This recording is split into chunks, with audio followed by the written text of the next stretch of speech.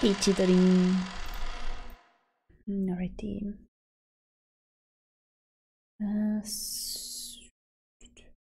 Alright. The world inside the portrait was pitch black. Oh yeah, I remember now. Okay. I always have this brief moment of like, oh, where did we go let off last time? Yeah, here it is. However, there was nothing unsettling about it.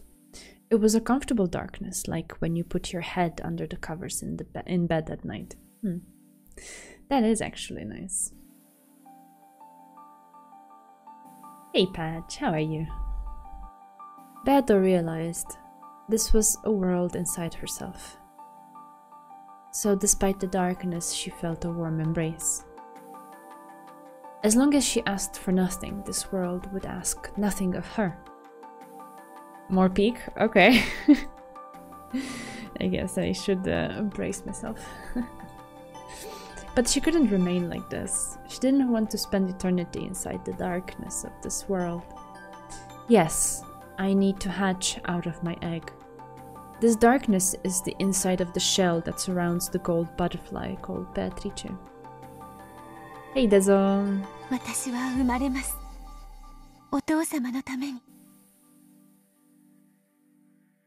I look like Nezu. What does that mean? Hi Kevin, how are you? More battles, alright.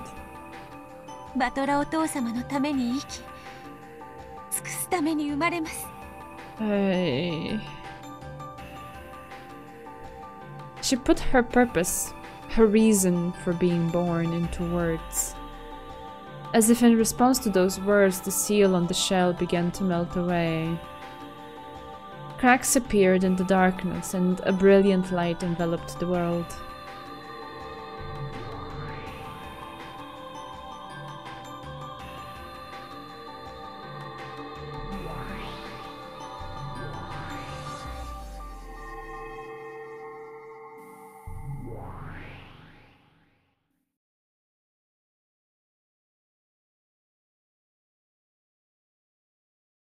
Aww.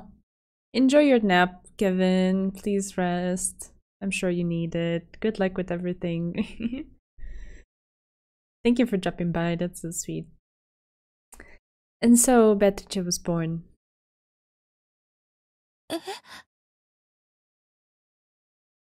Oh. Okay. There I stood, along with another me. For a second, I thought that the me in front of me was the real Beatrice, the one I wanted to be more like. However, she was looking back at me with the same bewildered eyes, so I realized that wasn't quite it. Is this the first time we see Beatrice with her hair down and in that outfit? I feel like there's something new about it. I can't quite guess at what it is aside from that. Two Beatrices? Psst, that's nothing. I don't think it will stop here. First time? Yeah, okay.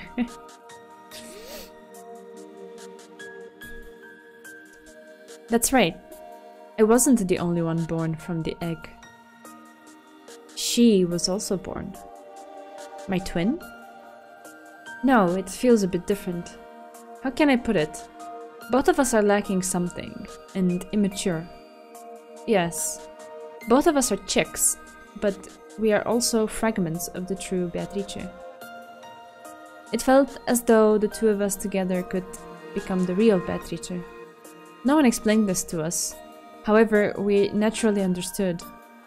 I decided to talk to this other me. Oh my god. Unless I get to know her and become one with her, I won't be able to become the Beatrice Father desires. In other words, the thing that Father wants from me, and was so heartbroken to find missing, must be something that she has.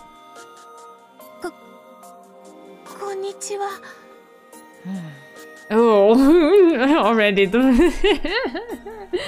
the furrowed brows and the sounds, the pouting. The Beatrice with her hair down looked at me dubiously several times, then finally spoke.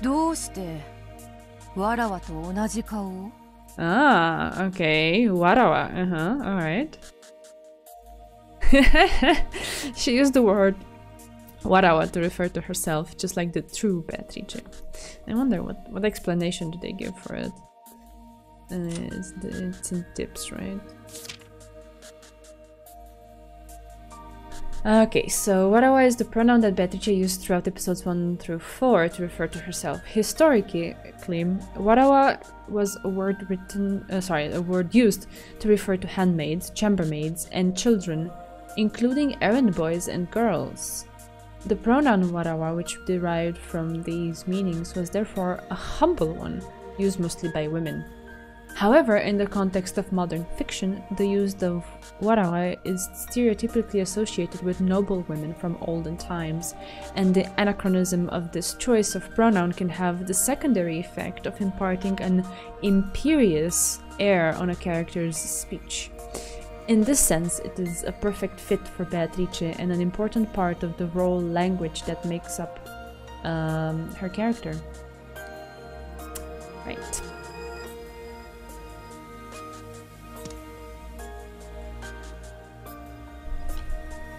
It looks like she really does have something that I lack. さあ、それは私にもわかりません。わらわは黄金の魔女、ベアソナタは？私もベアトリーチェです。後ろ宮バトラに仕えるために生まれてきました。わらわは黄金の魔女にして六軒島の夜の支配者。後ろ宮バトラは知っているが。あのような小僧になぜに仕えねばならぬのか理解に苦しむ。I realized that the thought I'd had a second ago, that together we could become the true Beatrice, must really have been true. Though the person in front of me does have the part that makes her a witch, which I lack, she does not possess the mission to live for Ushiromiya Battler's sake. She has what I do not. And I'm sure I have something she does not. 私たちはきっと二人で一人の存在なんです。双子みたいなものだと思います。いいや違う。そなたはわらわの妹だ。わらわはそなたが生まれるよりずっと前からここにいる。え？そうだったんですか。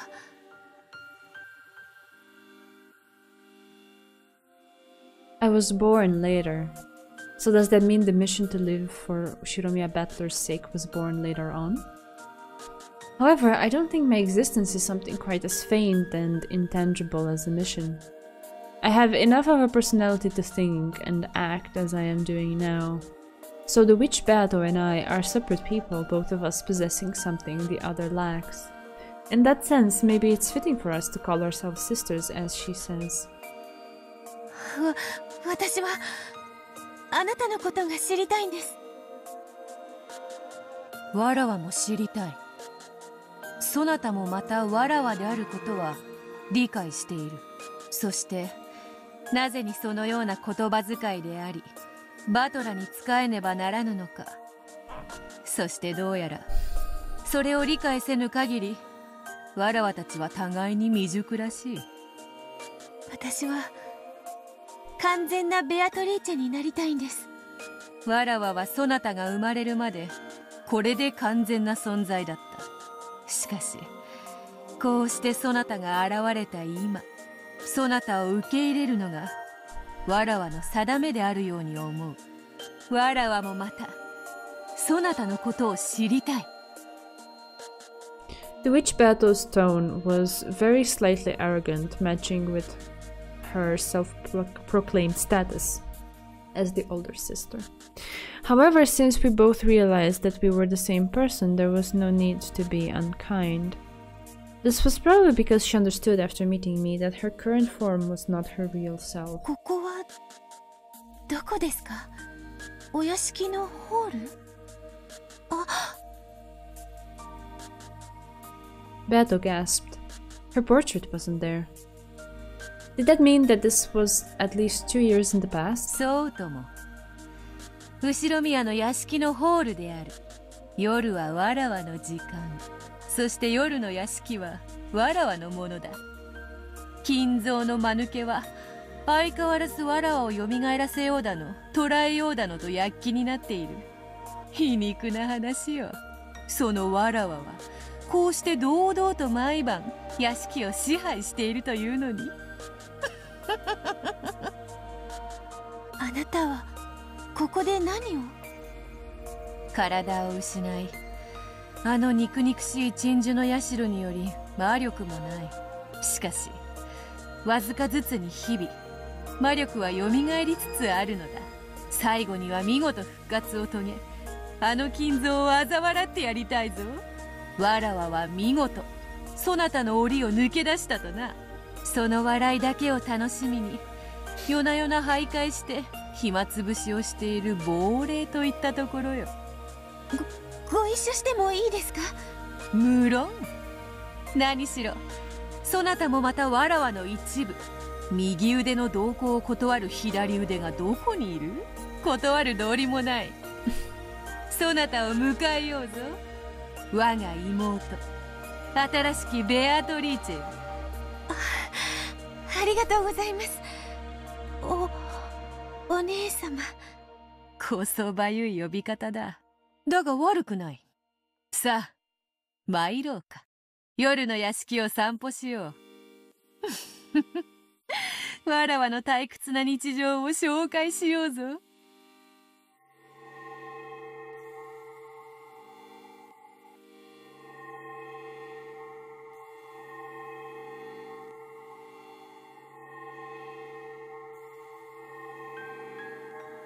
Oh wow, Stream Elements just now got the memo. Yeah. Right. The two Beatrices changed their forms into two gold butterflies and fluttered silently into the depths of the shadowy mansion.「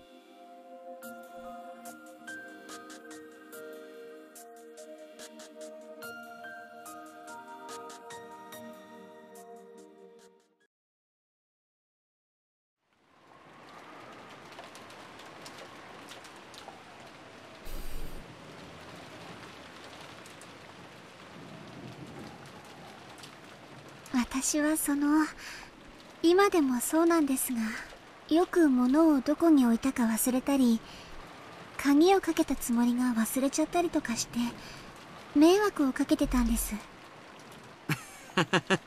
昔はよく夏日おばさんに怒られてたね。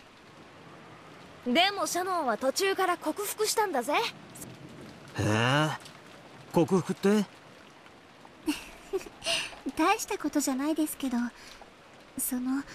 こまめにメモを残すようにしたんです。大切なものはどこに置いたのかちゃんとメモして、日々繰り返すことはメモにチェックリストを書いてちゃんと点検して。それであなたはベアトリーチェを見たんですか？見てないんですか？直接見たわけじゃないんですけど、やっぱりおかしいことがあって。She was talking about a certain summer night. It was when Shannon was doing the nightly rounds. From her perspective, it was a ghost story. From the witch's perspective, it was just the story of her little summer's night prank.「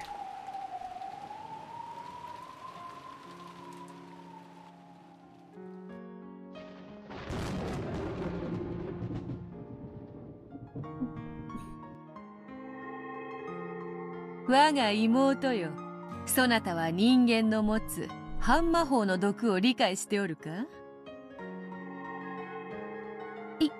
いいえ、何ですか、お姉様。魔女の時代はもはや遠い過去。万物を支配したとのたまう人間どもは我らの存在を否定する強い毒を持つに至ったのだ。その毒は私たちには有害なのですか？極めて危険だ。浴びれば立ちどころに我らの姿を蒸発させてしまうだろう。しかし不幸中の幸いなことに我らの存在は未だ極めて希薄だ。そのおかげで毒の影響も甚大ではない。せいぜい一時姿を霞にされてしまうくらいだ。しかし好んで浴びたいものではないということですね。その通り。さすがはわらわ。理解が早い。The older sister appeared to be haughty at first, but perhaps because she was so happy to have met her double and little sister, she was more than willing to teach her anything she wanted to know. The first thing she had taught her was that they were witches, a different type of being than humans. Beto had thought that she wasn't a witch because she couldn't use magic, but apparently she was still a witch nonetheless. Then she was taught that witches such as her, unlike humans, were bound by various restrictions. The greatest of those restrictions was the anti-magic toxin possessed by humans. つまり簡単に言えば人間の視界に入ってはならないという。その通りだ。人間の目は毒を放つものと同じに考えよ。奴らに見られるということは身を焼かれるのと同じことだ。それには劣るが、聞かれること、気取られることすらも毒を含む。私たちは人間に近づくだけでも大変なのですね。Wasn't father a human? Why am I not burnt by father's toxin? 我らが魔力を蓄え、それを人間も認めたなら、その毒は限りなく軽減される。すなわち、我らの存在を認めさせることが、人間たちから毒を失わせ、再び彼らの前に降臨することもできるというわけだ。なるほど。今の私たちは基本的に人間たちのいぬ間のみに存在できるわけですね。魔力がまだまだ足りぬわらわたちは、人影に怯え、物陰にこそこそと隠れる野良猫にも劣る存在というわけよ。The main goal of the older sister was to gain a large supply of magical power and be revived as a great witch strong enough to have no fear of the anti-magic toxin. For that purpose, she had wandered around the mansion night after night, striving to regain her magical power and reduce the anti-magic power of the humans. The powerful previous Beatrice, whom she had heard about in Federine's library, had appeared openly in front of humans and had even toyed with them at will. According to her big sister, such a level of power was most impressive. 人前に堂々と姿を現し、魔法を自由自在とな。わらわとて想像もつかぬ大魔女の境地よ。それがわらわたちの未来の姿だというのか。はい。お屋敷の人間たちの前に堂々と姿を現し、魔法や眷属を次々に召喚できる。まるで絵本の中の魔女のようですらありました。夢のある話だ。It's okay. You don't have to count them. I'm not bothering either. それがわらわたちの未来ならば、努力に励む張り合いがあるというもの。そうですね。それでお姉様、そのための努力とこうして窓の鍵を開けて回ることにどんな関係が？ Absolutely nothing. It was the middle of the night.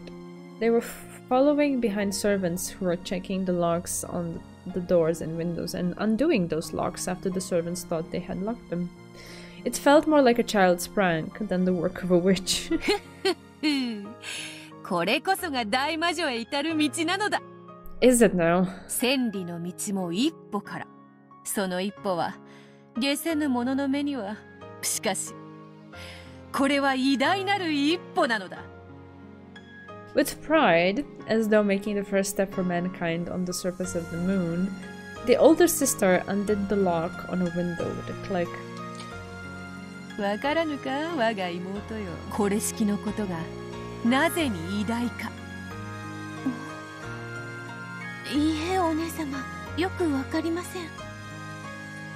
The older sister closed her eyes lightly, smiled, and opened the unlocked window a crack. Cool outside air flowed in, making the curtains あえ flutter. て人間の毒に満ちた言い方をしよう。本来この島に我らはいない。The answer is not enough. Hey, Zeku. さらに言おう。今この廊下には誰もいないのだ。なのにこうして鍵が開き窓が開く。それがどれほどの奇跡であり魔法であり、そして我らが存在する証であるか。わかるか？ It is, Stastators. It is well within her personality, I suppose. そなたにもこの風の涼しさがわかるはず。わかります。涼しいです。風の涼しさ、柔らかさ、そしてそれになびくカーテンが髪、そのすべてが我らが確かにここに存在することを、そして私たちが確かに存在した証をこうして鍵を開けることで示して残せる。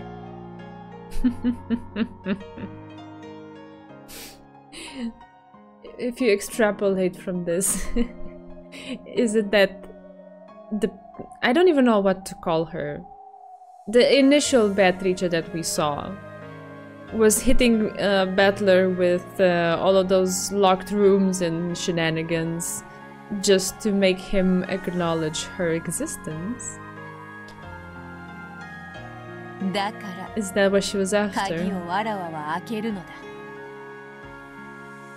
Of course, it wasn't just small pranks like opening a window. She could also smash windows and vases. Oh, poor vases! Or leave behind strange fires and mysterious scribbles. It was a very tsundere way of like, notice me, senpai, oni-chan. I don't know what what to call him, but yeah. In fact, one time she actually did play a large-scale prank in the kitchen, piling up kitchenware in an eerie manner and leaving behind a bizarre scribble, which scared the servants considerably. Tsundora moment, yes. It had been a complete success. It had been truly terrifying, and she had succeeded in making the servants acknowledge the existence of magic, weakening the anti-magic toxin. However, she chose to make her presence known by unlocking windows. By doing this, she could release herself from the restrictions imposed by the human's toxin. いつかはわらわは、わらわとそなたは一つの魔女となり、六軒島のすべてを支配するだろう。その時こそ我らはすべての自由を得て自在に羽を伸ばすことができるのだ。We won't have to be afraid of anyone's gaze anymore. We'll be able to fly wherever we wish, disappear whenever we want. Laugh however we like, prank however we like, talk with anyone we want to. Humans might ask things of us from time to time. They might fight with us or play with us too. What wonderful things for us frail creatures who cannot appear before anyone to look forward to. 今はいたずら程度に過ぎん。しかしこれの積み重ねによって我らは存在する。すでに使用人たちはわらわの存在を夜の支配者魔女ベアトリーチェと呼び、その存在をわずかずつだが信じれば信じるほどその人間の半魔法の毒は失われていく。 I see. So this means that Father has no anti-magic toxin. And that's because he truly believes in the existence of the witch I am, without any doubts. I finally realized that, though I'd thought him to be cold, Father did possess a kindness that couldn't be seen. 早く大魔女になってみんなの前に現れたいですね。やがては誰の前にも堂々と姿を現すことができるだろう。それを重ね、さらに存在を信じさせ、やがては魔法さえ披露し、我らはそなたが話してくれた大魔女として六軒島に君臨するのだ。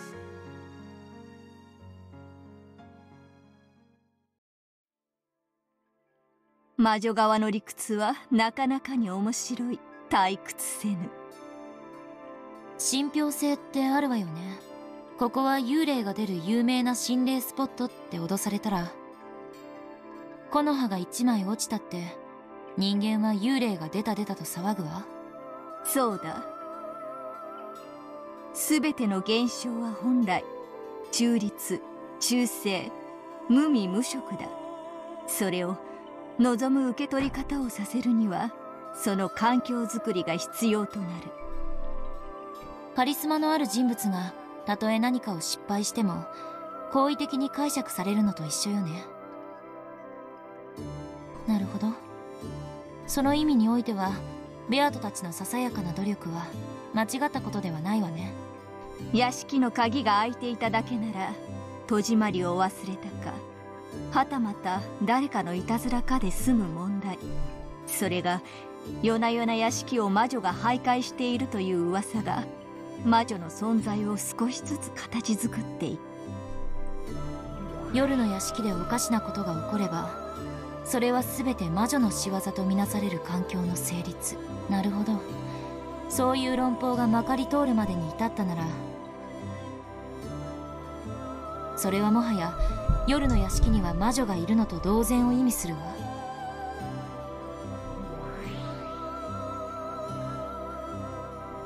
After the Beatos finished their mischief of unlocking and opening the window, they enjoyed the coolness of the wind and the brightness of the moon, then became gold butterflies and disappeared into the darkness.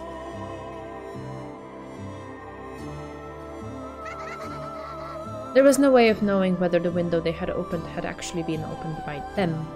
The servants might have forgotten to lock up, or one of the family might have opened it after the servants had locked up and forgotten to shut it again. Or maybe someone had played a prank.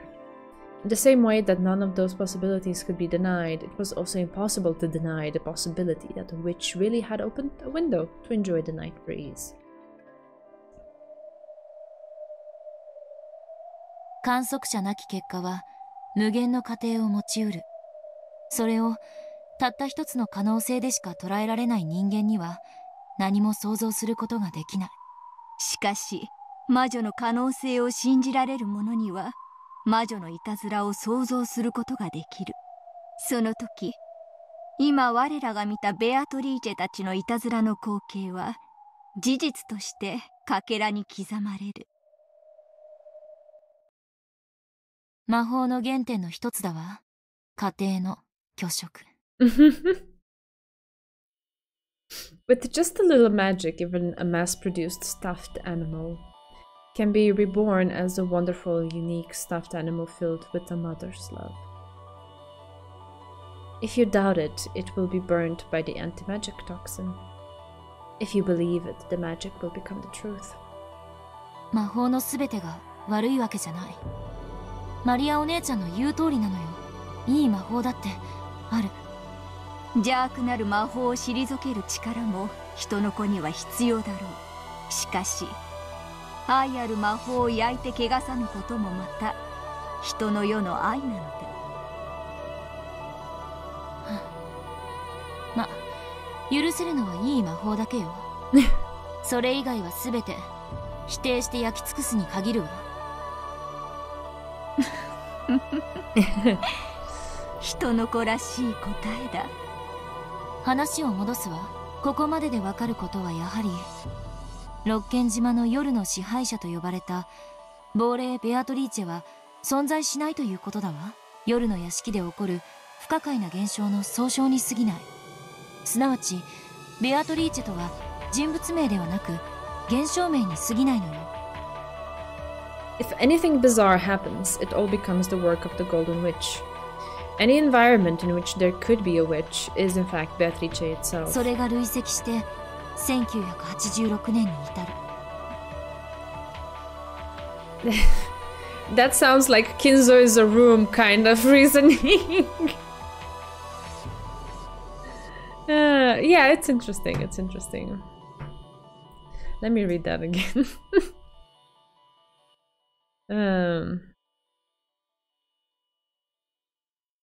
Okay. これこそが真犯人が被っているベールなのよ。そしてそれを被っているのは紛れもなく人間の誰かだわ。この魔女たちの過去物語の時点ではそうも断言できよう。しかしその論法だけで1986年も戦い抜けるとは思えぬぞ。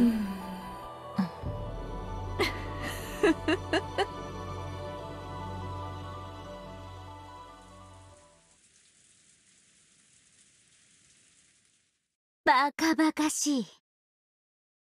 そんなの誰かが戸締まりを忘れたに決まってるじゃないですか。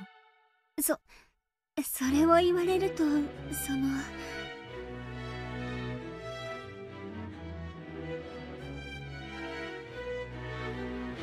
I mean, if you had never heard of Umineko, thinking about the concept, sure. But in, like, after the past 5 episodes, nothing surprises me anymore. There will be, like, meta layers on top of meta layers and breaking of fourth walls across all dimensions. It's fine. でも一度や二度のことじゃなかったんです。それはつまりあなたが一度や二度どころじゃないくらいに何度も戸締まりの確認を忘れるドジで間抜けでアンポンタンな使用人ってことじゃないんですか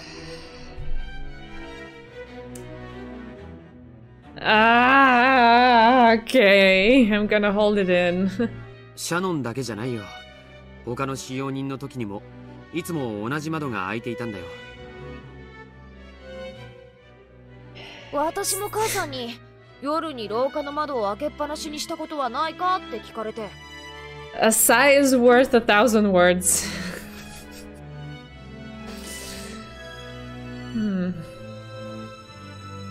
そんなのやってないのになんだか怒られたぜ。チュッ。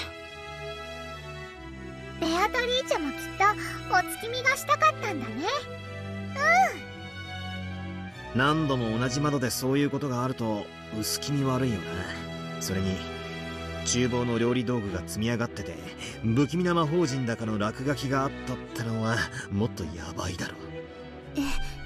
血みたいなもので不気味な魔法陣が書かれていたって話で、それ以来厨房の見回りも怖がられていて。その厨房の不気味な魔法陣事件、She has cracked it. Let me guess. 目撃者は誰ですか？私じゃないです。私は多分辞めちゃった使用人の子に教えてもらったはずです。Oh, please don't misunderstand me. I'm not saying it as a bad thing. It's just, it has become typical of the story to do stuff like that, and I'm not surprised that we've gotten to this point. That's what I was trying to say. I'm enjoying it, it's fun. I do lose track of things sometimes, like in which meta layer are we, how is it connected with the other one, where did we leave off and stuff like that, but it's okay. I managed to I guess I do manage to catch the essentials as we go, so it's okay. It wasn't a critique what I was saying, it was just a statement of how I've perceived it thus far. その日は私の勤務日じゃなかったし。つまりはそういうことです。心霊スポットに尾ひれがつくように、あなたたち使用人も夜の屋敷の階段を少し面白がったりはしていませんでしたか？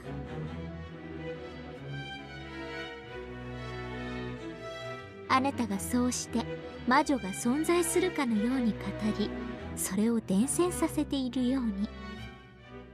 When the rodents cry, can Shannon survive the kitchen menace? Find out in the next chapter of Erika's bizarre adventure. Oh, Lord. Furudo Erika is the type of person that says facts don't care about your feelings. Yeah. つまりベアトリーチェの仕業ということになってる不気味な出来事は全て何かの偶然か事故、あるいは面白がって誰かが捏造した根も葉もない噂と、そう言いたいわけか。そういうことです。ベアトリーチェなんて存在するわけがないじゃないですか。ベアトリーチェはいる。バトラさんはよくご理解されているようですね。そういう名の人間、あるいはそう自称して何かを行った特定または不特定多数の人間は存在するでしょうね。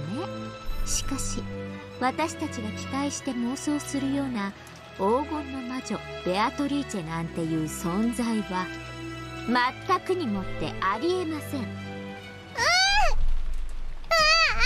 ベアトリーチェはいる。会ったことある。へえ、その話を詳しく教えてはもらえませんか？ Do not bully Maria though. I can take a lot of things, but not that. Leave Maria alone. Oh god. あなたはベアトリーチェに会った？そして魔法を見せてもらったとでも言うんですか？い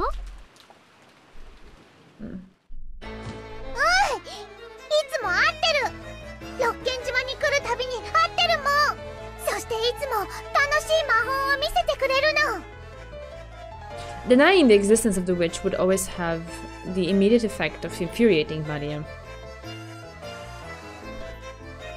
However, Erika, who didn't know to avoid this topic, had challenged her head-on. I think she still would have done it even if she had known, because she is like that. Bullying a small child is... she's not above it. No way. Anyway. But no matter how Maria tried to smooth over the matter of Beatrice's existence, she stood no chance of defeating the ruthlessly intelligent Erika in an argument. George and Jessica hurried to calm Maria down, but Maria's anger could not be settled by this point. ぐっと魔法を使って見せたんですね。それがどんな魔法か具体的に教えていただけますか？いつも魔法でお菓子をプレゼントしてくれる。ベアとは魔法でお菓子を生み出すことができる。ポケットから出しただけじゃないんですか？違うもん、魔法だの。すごいんだよ。空っぽのカップの中からいっぱいのキャンディーが湧き出したんだもん。へえ、そりゃすげえ魔法だな。そうだね、確かにそれは魔法だ。そうだよ、魔法だよ。本当に空っぽだったもん。ちゃんと中を確認したもん。はあ？中を確認したもんって。エリカさんもよせって子供の話じゃねえかよ。それよりエリカ様、紅茶のおかわりでもいかがで？ノーサンキューです。今大変知的な話をしています。外野は黙っているように。もっと具体的に教えてください、マリアさん。Did that mean that she either smashed or pushed away the cup from Shannon? What the? What a woman. Well, ay. カップの中をちゃんと確認したとはどういう意味ですか？幸いここに今ひっくり返って中身が空っぽになったばっかりの紅茶のカップがありますし、どうぞこれでその時の状況を再現してくださいませんか？さあお願いします。さあ。Yeah, exactly, tostators. Not just arguing, but being purposely contrarian to them about something that means a lot to them. After holding the cup of black tea, which she had just overturned and was still dripping upside down over the table, Erika slammed it down hard and slid it over to Maria.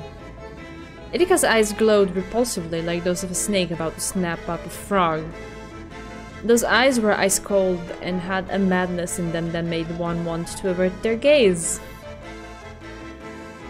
Oh yeah, it does, Dezo. On the other hand, Maria was glaring furiously, her whole body shaking uncontrollably, in the greatest expression of anger that a human can manage. The look on her face was frightening, not at all something one would expect to see on a 9-year-old girl. お二人ともおやめください。ベアトリーチェはね、こうやって空っぽのカップをね、テーブルの上に逆さに伏せておいたの。はい、それでそのまま開いたら飴玉が溢れ出してきたわけですか。それはすごい。それなら魔法ですよね。Battler and the others tried to get between the two and calm them down, but it was no use. The two violently pushed aside the others, and glaring at each other from so close that their foreheads banged together, they repeatedly slammed down the upside-down cup on the table. The sound of their foreheads banging together and the cup being slapped down shattered the barrier between reality and illusion.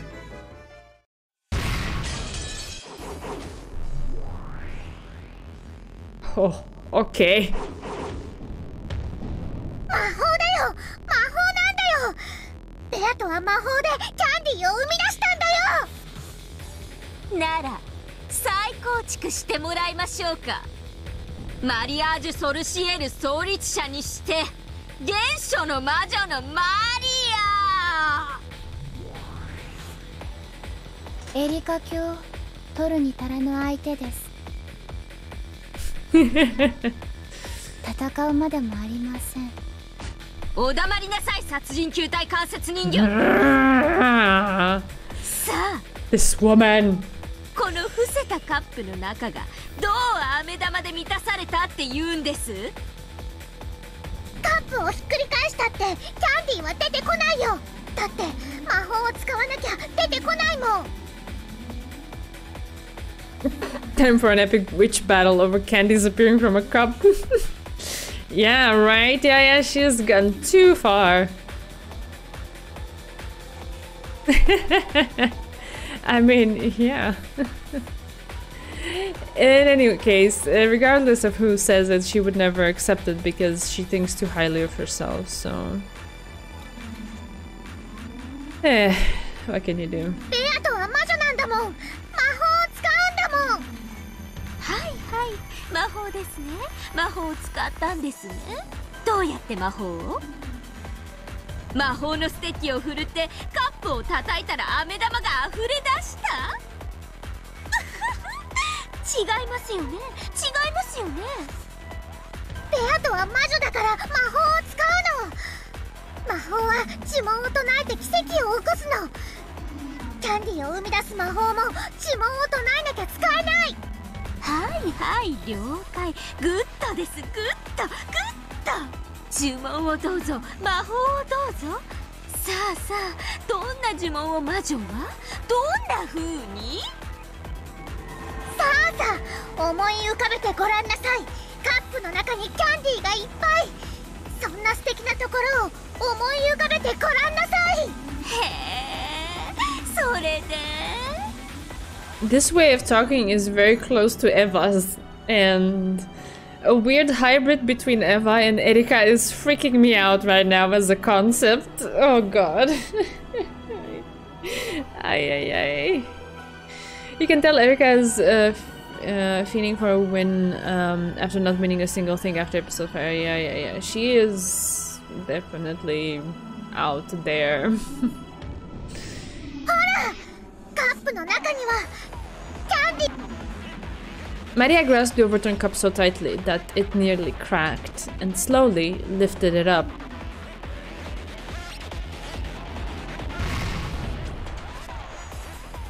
Then from the inside, as many cute candies as the cup could hold poured out. Maria looked at Erika with a full smile as though saying, "That showed you." これがベアトリーチェの魔法だと言うんですね。ドラノールブチヤレ What the heck is this expression on her face? Wow. ギョイ。Ay, ay, ay. ベアトの魔法は誰にも否定させない。だって魔法は魔法だもん。魔法なんてありえません。あなたがありもしない嘘話をしている可能性があります。復唱を要求です。これに応じぬ場合、ノックス第7条に違反です。Yeah, I am. I am. 応じるよ。これは真実だよ。これは本当の話。テーブルやカップに細工があって実は手品だったなんて、そんなオチはありませんものね。それは違反ですもんね。秘密の仕掛けと細工はノックス第3条に違反です。ただしその伏線が示された時のみノックス第8条により許されます。Nox's third commandment prohibits hidden doors and devices that have no clues pointing towards them. However, by presenting foreshadowing and clues that point towards the existence of said devices, Nox's eighth commandment allows them to be used. そんな細工は何もない。ただのテーブルとカップだよ。だから手品じゃない魔法だよ。Hey Scrim, how are you? 了解です。ノックス第9条によりマリア教の魔法目撃は認められます。そうですよね。第9条ならね。観測者はいついかなる時でも試験を語ることが許される。I see all your emotes. I don't know what you're wondering about. でなかったら女装した犯人の目撃を女を見たと表記したミステリーは全て失格ってことになりますから。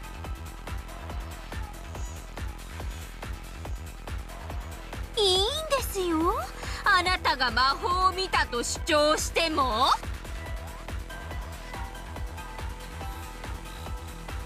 No, I see it. I guess, yeah, some mobile issue maybe.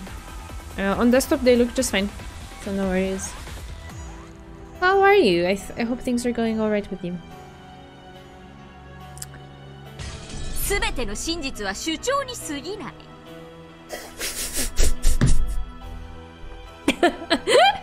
I almost choked with my tea. Oh, scrim. だから私はあなたとは異なる真実を主張し、それを看破します。それが探偵の役目、醍醐味ですから。カンパなんてできないよ。だってこれは魔法だもん。その魔法は魔法ですから魔女にしか使えないわけですよね。そうだよ。魔女にしか使えないもん。Ah, alright. Okay, Dezo. では人間の私にも使えてしまったら魔法ではないということになりますね。お前なんかに使えないよ。ベアトにしか魔法は使えないもん。グッとなら私がやってみせようじゃありませんか。この空のカップの中に飴玉を生み出してお見せします。やれるならやってみてよ。無理無理、無駄無駄。人間にできるわけがない。なら期待ご期待、こうご期待。さあここに空っぽのカップがありますよ。よろしいですか。それをこうしてテーブルに伏せます。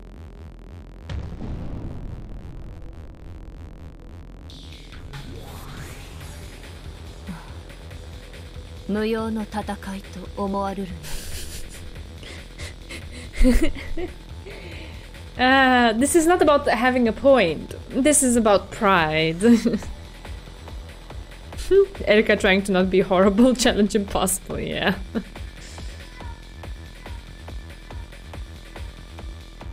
さあ、飴玉を生み出す呪文を唱えますよ。なんなら一緒に唱えますか？ Oh no. I'm sorry to hear that scream.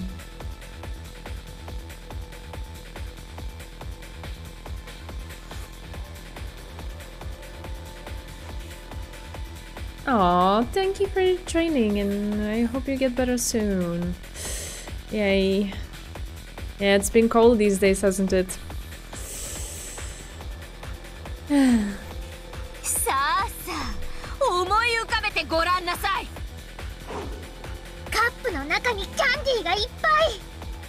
そんな素敵なところを思い浮かべてごらんなさい。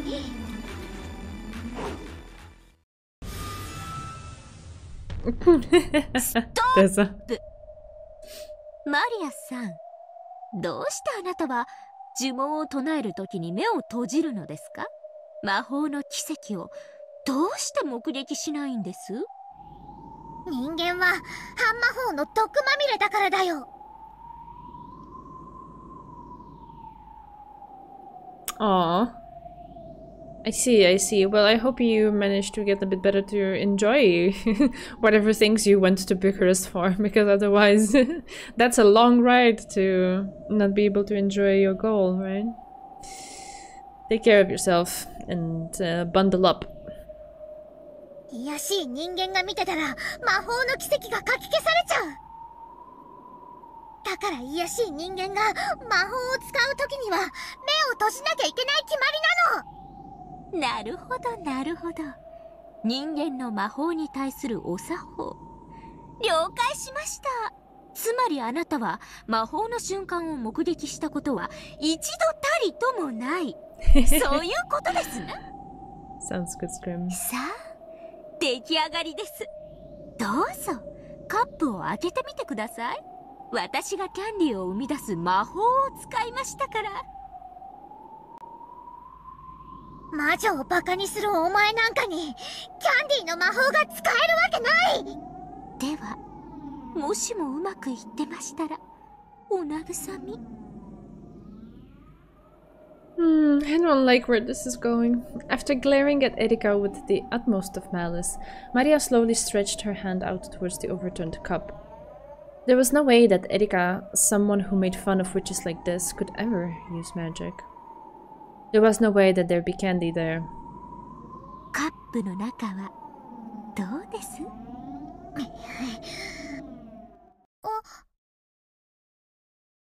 ？And there, in a cute wrapper, lay a single candy. ね、これが魔法ね。Erika smiled gently. A look of disbelieving shock rose in Maria's eyes, along with envy for this person who could use the same magic as Beth. エリカも魔法が使えるの？ね、魔法でしょ？ First thought I have right now is that Erika does not deserve Maria talking to her in that sweet, pure tone of her voice. She does not deserve that. She deserves confrontational Maria, not this. You like those, Scrim? これが They're pretty good, yeah. ってことはつまり Erika smiled pleasantly. She and Maria had finally reached a deep understanding. Yeah. There it is. There it is. あんたが目つぶってる間にカップ開けて飴玉放り込んだだけじゃないですか。これが魔法？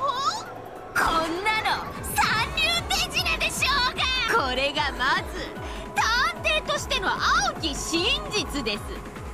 You really don't have to act so unhinged. But okay.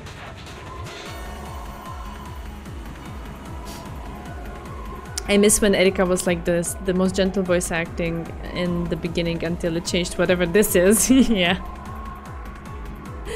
Oh, I see, I see. You like those. Nice, nice.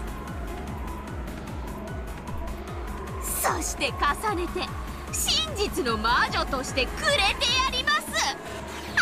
あんたの言う飴玉の魔法はただの手品。ベアトリーチェとかいうエセ魔女が魔法と称して見せた単なる手品。つうかあんたこの程度の手品で騙されるわけで、あんたの主観が語る魔法なんてね、全く信用できやしない。あんたが魔法だと思い込んでるものは全てあなたが種に気づかないだけの手品に過ぎません。魔法なんてあるわけない、存在するわけない。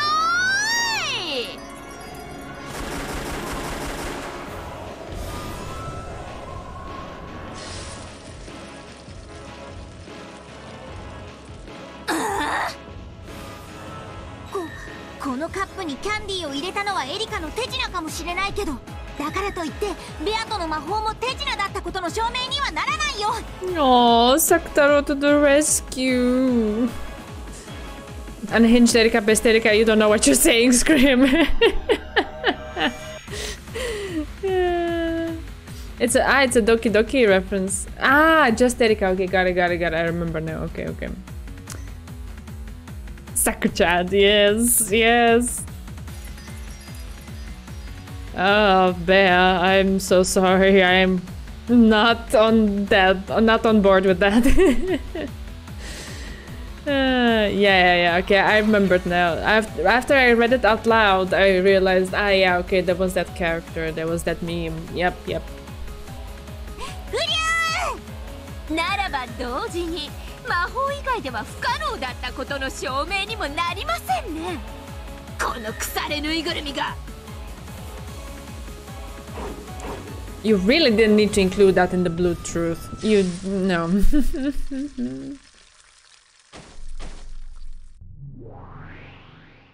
金家謹んで申し上げ立てまつる。無用の勝負。これまでと知りたまえ。Nice. Thank you very much, girls. この紙切れどもがいいところで邪魔を。これで十分です。カップの中にキャンディーを表す魔法については、マリア教に手品であっても魔法だと誤解する可能性があることが示されました。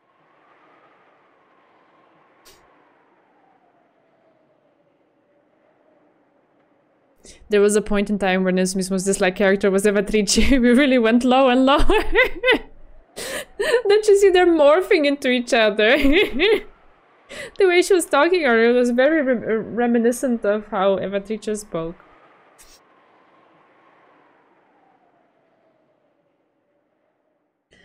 Oh god, no, come on. There really is no point in crushing the spirit of a child like this. It achieves nothing.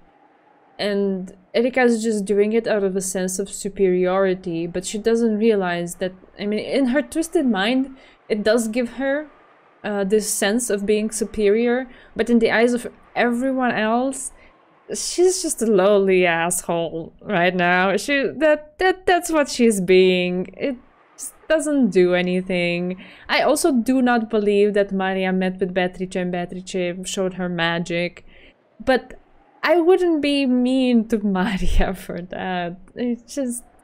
come on. And everyone hates your 9-year-old kid. No. Important win for morale. Okay, Chidori. If you say so. よって魔法であるとの主張は却下されます。でもマリアの時は本当に魔法だったかもしれないよ。手品が存在することが魔法を否定することにはならない。エリカ教、お見事です。見事マリア教の魔女幻想を打ち破りました。Yeah, just congratulations on completely crushing the pure heart of a child. That requires serious skill at being a lowly person. Anyway. Witch illusions are an attempt to make others acknowledge the existence of magic by claiming that something would be impossible without it. That is the attack used by witches. If someone can argue back and say that it would be possible without magic, the witch illusion is defeated, and the witch must retreat. The magic that Maria claimed to have seen had the possibility of being a trick, so it was unqualified to be acknowledged as magic.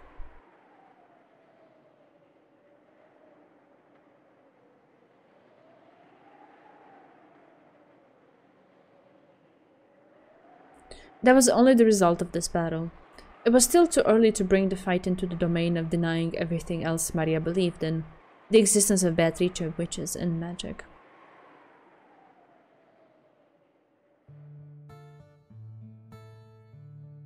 However, battles will always end instantly when your opponent surrenders. Erika had wanted to hit Maria with everything at once, defiling the witch and magic she believed in, and crushing it without a fragment of compassion. あと一歩で波が引いた後のまっさらな砂浜みたいな無垢なハートをズタズタに引き裂いてやれたのに残念です。今日が冷めました。これで満足？ Yes, thank you. Thank you. Smack her. Yeah, I agree this. I agree.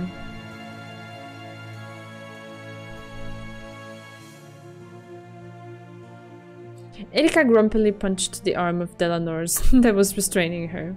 However, that cold, hard, marble-like arm just made Erika's hand hurt. Good. Good.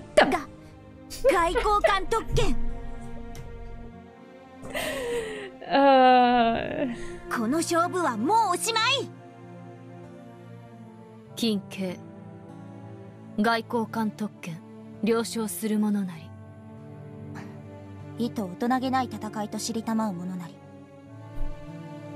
何か言いました？何も引き上げましょう。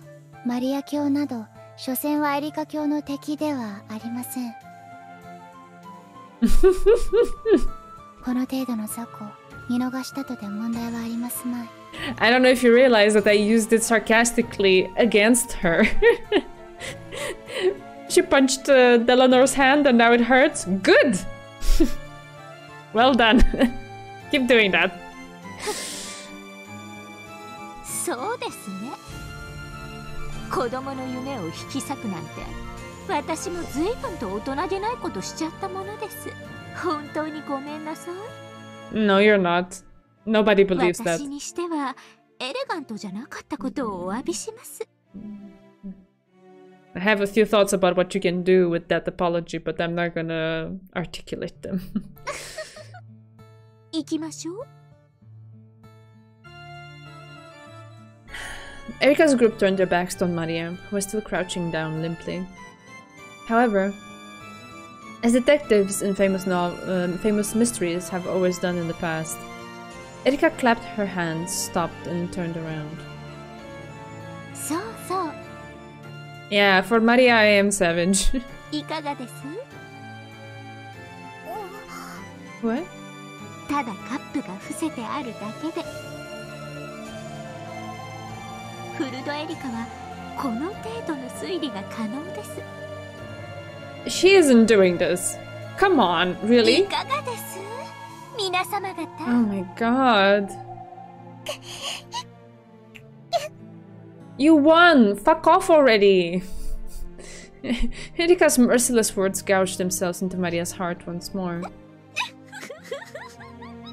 Of course she did. Erika left, leaving an evil laugh behind her. After bowing to Maria and Saktaro, Delanor left too. Gertrude and Cornelia followed suit. After that, only Maria and Saktaro were left in the lonely Golden Land. I don't want Maria alone in the Golden Land, and it's raining. Mm. ベアトは魔女だもん。 I swear I'm gonna cry. I can bear listening to her broken voice like this. ウリュウ、ベアトは魔女だよ。魔法だもん。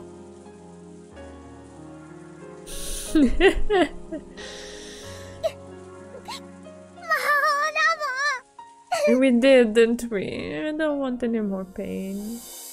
魔法だよ。ベアトは魔法でマリアにキャンディーをくれたんだよ。疑わなくていいんだよ。ウリュウ、ベアトを信じてあげて。魔法は信じなくちゃ実らないってマリアは知ってるよ。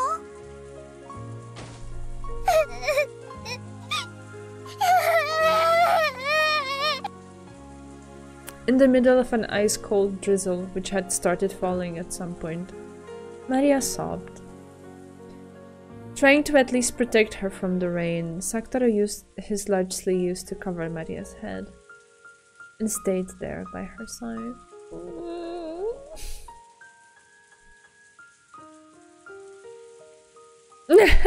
That's grim. That's actually a good one. 上の部屋で一緒にトランプでもしよう。エリカさん、僕は今のやりとりは Yes, thank you, あまり大 George. 人として尊敬できないね。どうもすみません。 Oh, fuck off. You don't mean it. 私もまだ子供なもので。 Oh, sure. For sure.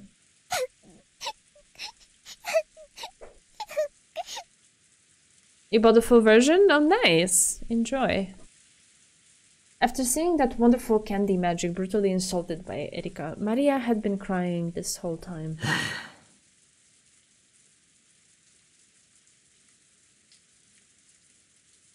I think he's doing a great job. I think he articulated the blue truth without even realizing it. That's cool. That's cool. 食後のクイズ大会の時から感じてたが、お前性格悪すぎだぞ。 Yes, thank you, Battler.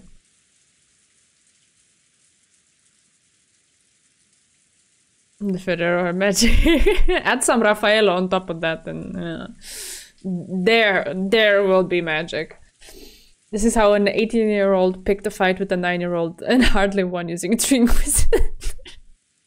That's one way to put it. Yeah. 楽しいか？小さい子の夢、ずったずたに引き裂いて楽しいかよ。 Erika's John Titor Oh no, Steins Gate is leaking into our Umineko. バ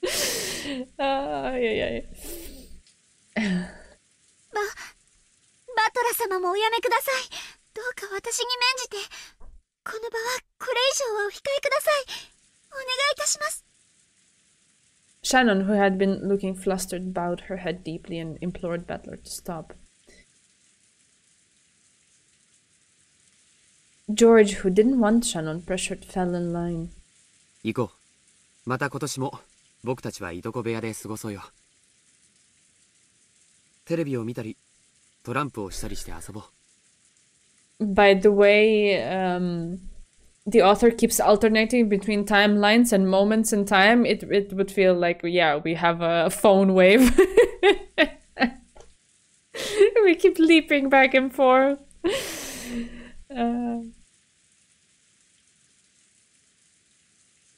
Battle punch Erika. Mr. Brown, my doppelganger. Yeah. Something brown tubes. Yes, exactly, Chidorin. I'm not sure what you mean by the scene being as effective earlier in the story. About which part? About Erika bullying Maria, or about the deeper meaning? エリカさんの部屋用意があるそうだから、シャノン案内してあげて。まだ結構です。私はもう少しここでのんびりすることにします。Read the room. They don't wanna be in the same place as you.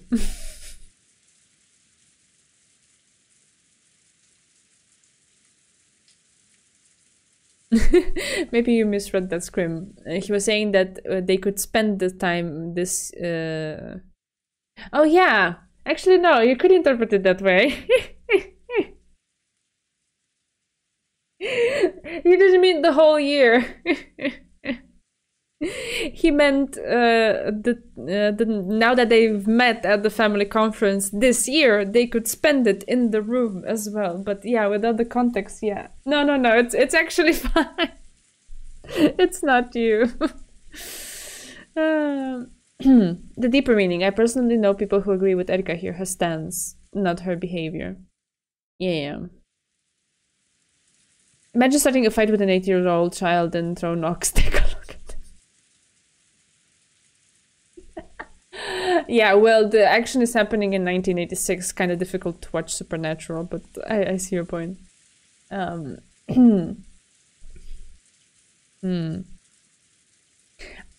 Look, I don't believe that what Maria saw, whoever was it that it was showing into her, it was actual magic. But what is the point in breaking apart a little kid's illusion that it was magic? What does it achieve, right? It doesn't do anything, so... Why do that?余韻を楽しみたいので。Oh my god. 何の余韻だよ。Battler and the others could no longer hide their irritation. They had no obligation to entertain their uninvited guest any further than this.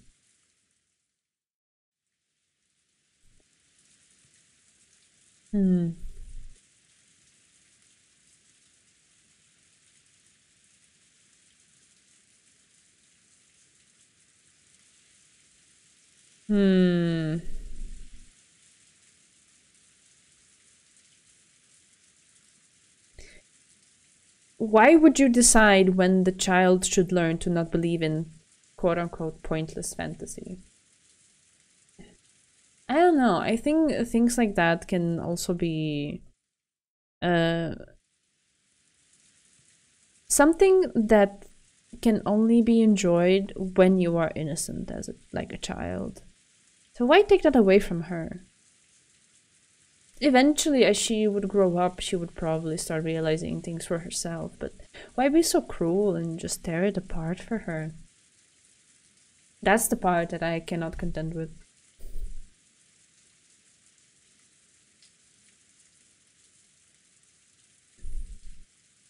People need to grow up, but who are you to decide that for someone else?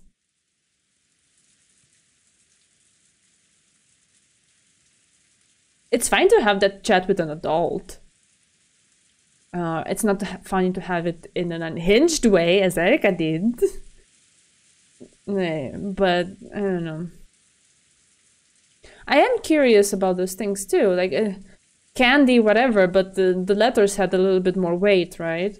In the previous episodes as well. So I'm curious who is spinning this and who is going to the lengths of impersonating Beatrice in front of Maria's eyes. That is the more important thing.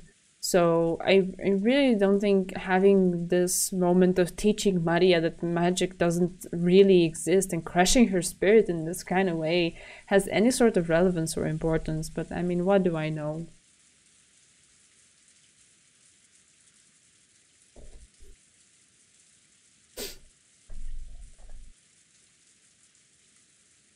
Right. Erika herself understood perfectly well that no place would welcome a detective. Battler and the others wanted to leave, and Erika wanted to stay. Neither had any desire to stop the other.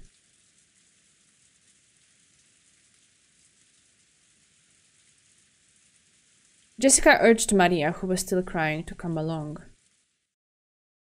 Then Maria stopped and spun around. 何か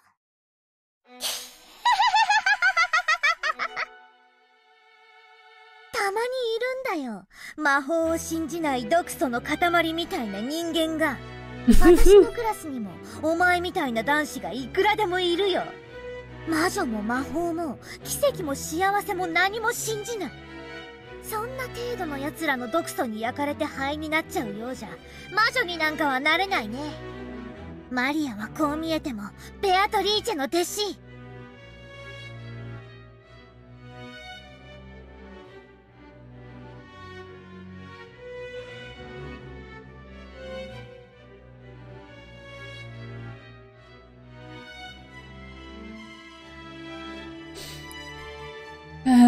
I didn't even read the line yet because I was catching up with everything that you guys are writing.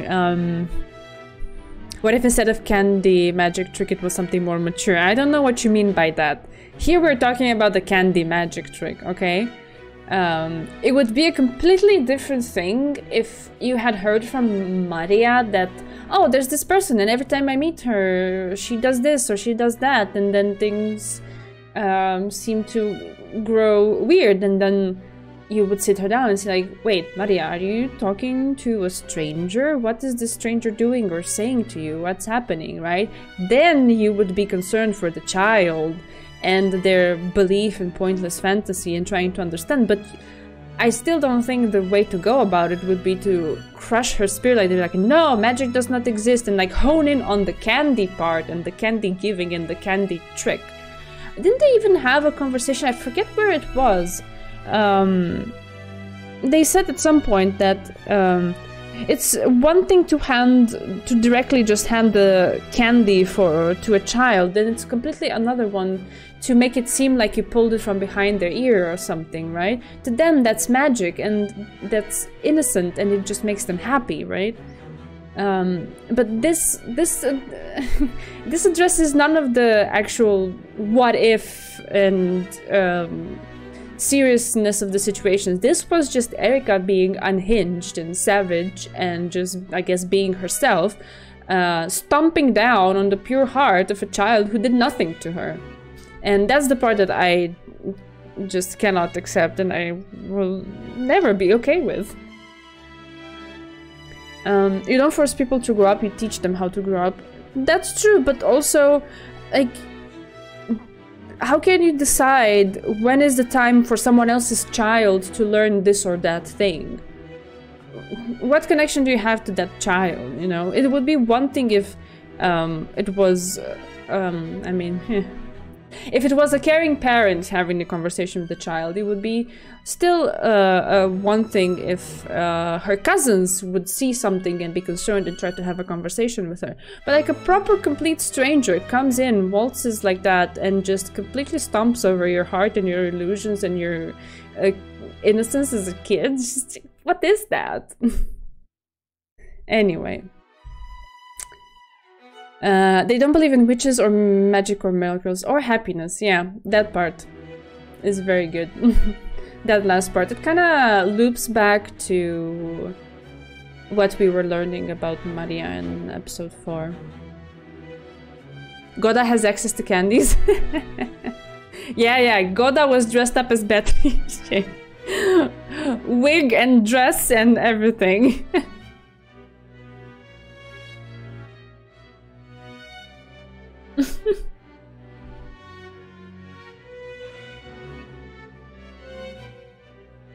Yeah, I remember this one. I rewatched that scene actually 2 times on my own time because it was just so good.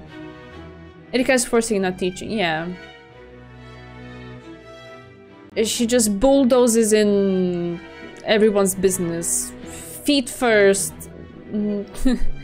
no control, completely unhinged. Yeah.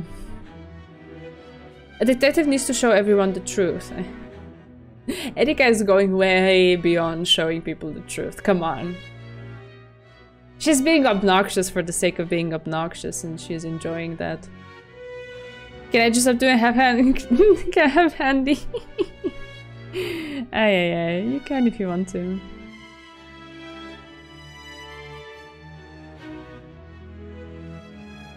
Aye, alright, let's move on.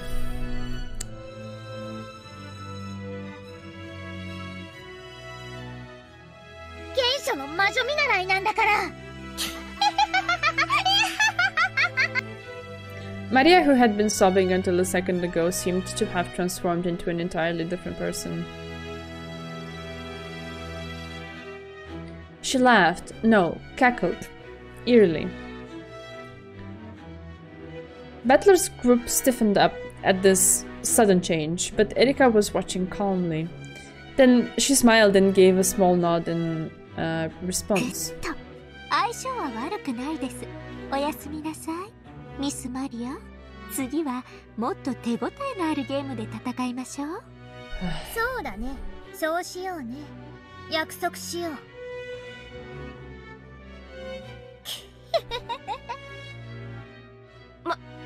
マリアもよせって。行こう行こう。シャノンちゃんもどう？よかったら一緒にトランプ。ほんの一戦でもいいから付き合ってくれよ。厄払いになるぜ。え？ああ。じゃあちょっとだけ。Shannon couldn't remain in this suffocating lounge any longer either. In part apologetic and in part trying to escape, she followed after Battler's group. After that, Erika was the only one left in the lounge. Still wearing a thin smile, she tapped a glass with her finger. There was a light clink, a surprisingly boring sound. Even so, Erika wore a thin smile as though pleased.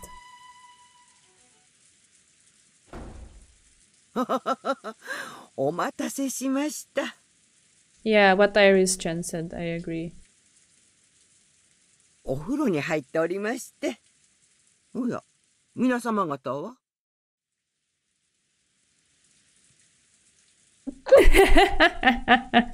That was grim. Yeah, George is always the kind that comes up with ideas to calm down the situation, smooth things over. Yeah. 入れ替わりですね。ついさっき2階へ上がりました。あなたを呼んだのは私です。何でも悪食島の話や森の魔女の話などにも詳しいとか。ええ、まあたわいもない話ですが。たわいなくて大いに結構です。湯上がりに一杯いかがで？私もたまにはサービスくらいしますので。Erika stood up, opened the refrigerator behind the counter, and put ice into the ice pail.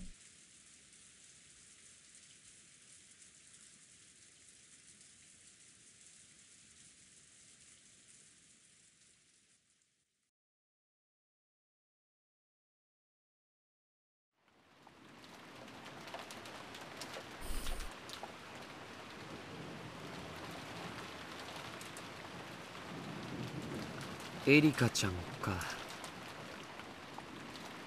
It's still hours away. Ah, it's okay.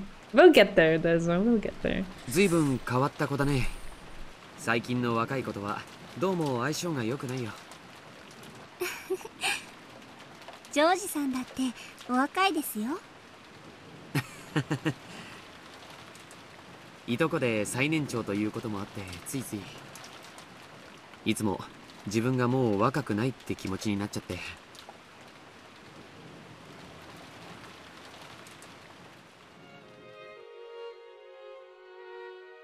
George and Shannon could be seen surrounded by the rainy rose garden. Though the rain was still pouring down, there was hardly any wind at all. The scant protection provided by the arbor was more than enough to house this secret meeting between lovers. Following that fight with Erika, the group had decided to play some cards for a change of pace. When that was over, Shannon returned to the servant room, and shortly after that, George left the room as well to meet Shannon here at the time they had arranged. エリカさんくらいのお年の方が一番自分自身との付き合い方が難しいと思います。そうだね。子供という殻を打ち破りたくて辺り構わずくちばしを打ちつけるお年頃だね。それを打ち破れてようやく大きく羽ばたくことができる。僕もそうだったよ。かつてまだ殻の中にいた時の自分は情けなくひ弱な。そんなことはありません。いや、いいんだ。自分でも分かってる。かつての僕はいとこの中で最年長ではあっても、いつもぼんやりしているうだつの上がらない男だったよ。それは何もいとこの中だけの話じゃない。I'm not sure what you mean, Scream. I just read what the novel said. Okay. 家でも学校でも全てでそうだったさ。I hated being like that. I wanted to break that shell and become a splendid adult like mother and father. でも、ジョージ様はそれを打ち破られました。この数年のジョージ様は、毎年出会うたびに道があるようでした。ありがとう。何かきっかけがあったんですか？殻を破る？はい。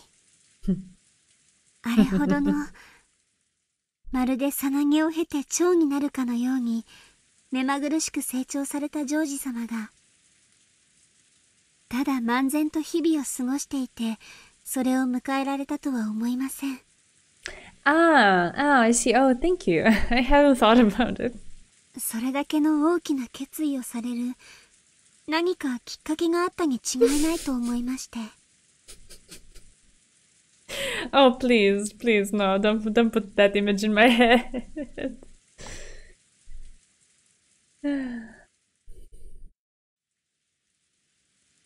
I mean, I guess we can all take a guess as to what the turning point was. 君に惚れて愛の力で成長したと僕は今まで言ってきたんだけど本当はもっとネガティブな感情からだったんだ。そんな、いつも明るく朗らかでおられるジョージさんにネガティブな感情なんてちょっと信じられないです。僕はね、両親に女性は大切にしろと教えられてきたんだ。そしてそれを実践してきたつもりだったよ。はい、とても紳士的で素晴らしいと思います。Oh no. 本当は違う。異性とどう接していけばいいかわからなくて、過度に神格化して恐れて、紳士的なレディーファーストを装いながら、僕は女の子との交流に、Oh, George. 恐怖さえ覚えていた。Oh. Of course, George had wanted to be around girls as much as any boy might. However, he didn't know how to interact with them. He wanted to act like a gentleman, avoid being disliked by them, and treat them with care. Of those feelings, only the words "treat girls well" took precedence, blossoming into a subconscious fear of women. そんな男を紳士的な奥手な男と呼ぶんだろうね。とんでもない。ただの臆病者さ。そのくせ、自分はこんなにも紳士的なのに、どうして彼女ができないのかと一方的に思い込み、最後には世間の女性はすべて男を見る目がないなんて勝手に決めつけ。Yeah, this is very real. うい。これが本当の情けない男ってもんさ。But he's not like that right now, so there's a redemption story there. Right? How many years ago was it when I noticed? It started when I was in middle school. At the time, I assumed that I was obviously the most gentlemanly of the cousins, so I would obviously be popular with women. However, reality was completely different. At school, I was pretty much completely hopeless. Far from being a leader, I was the bullied kid who got pushed around by everyone. At the time, I figured I was just a capable and adaptable man who could keep in perfect tune with his surroundings. Maybe it's just a translation, but we're talking middle school, right? Or wait. It started when I was in middle school. Ah, okay. And at the time. Right.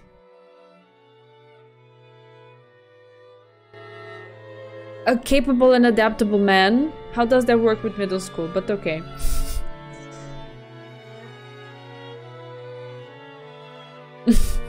No. Let's see.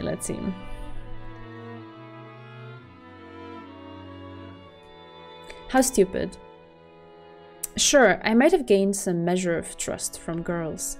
However, not only was there no one who would become my girlfriend, I didn't even know any girls I could call a friend. そりゃそうさ。レディーファーストと称していつも後ろへ下がる男だよ。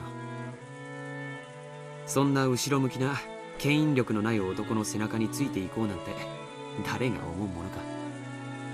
滑稽だね。それに気づかず自分はさぞや魅力的な男子に違いないなんて思ってる。その気持ちちょっぴりわかります。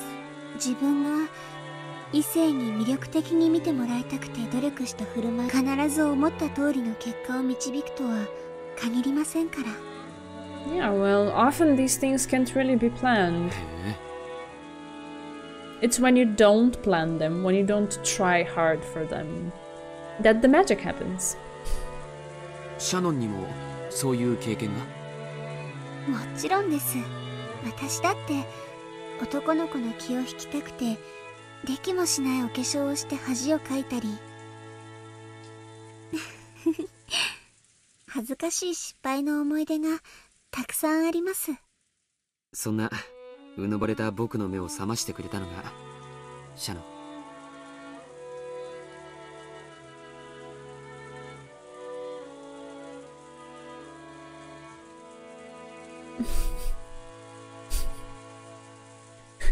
A scream.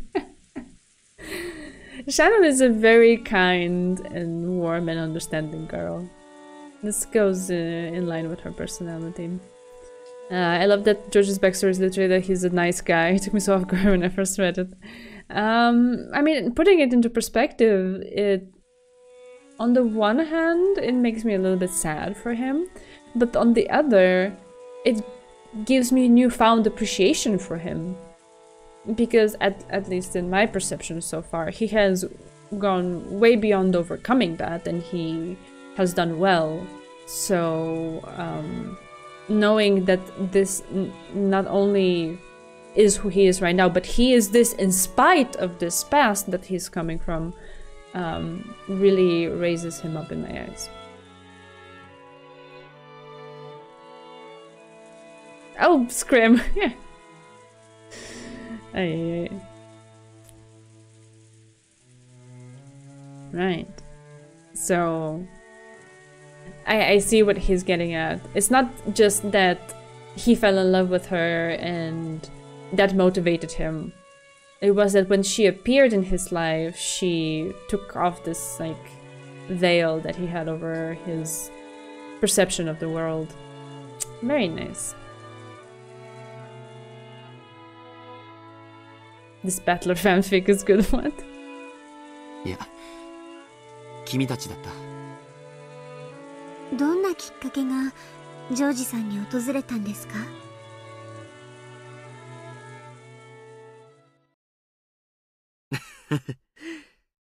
嫉妬かな。意外です。でも何に？君とバトラ君がとても楽しそうに話しているのを見て、僕は嫉妬した。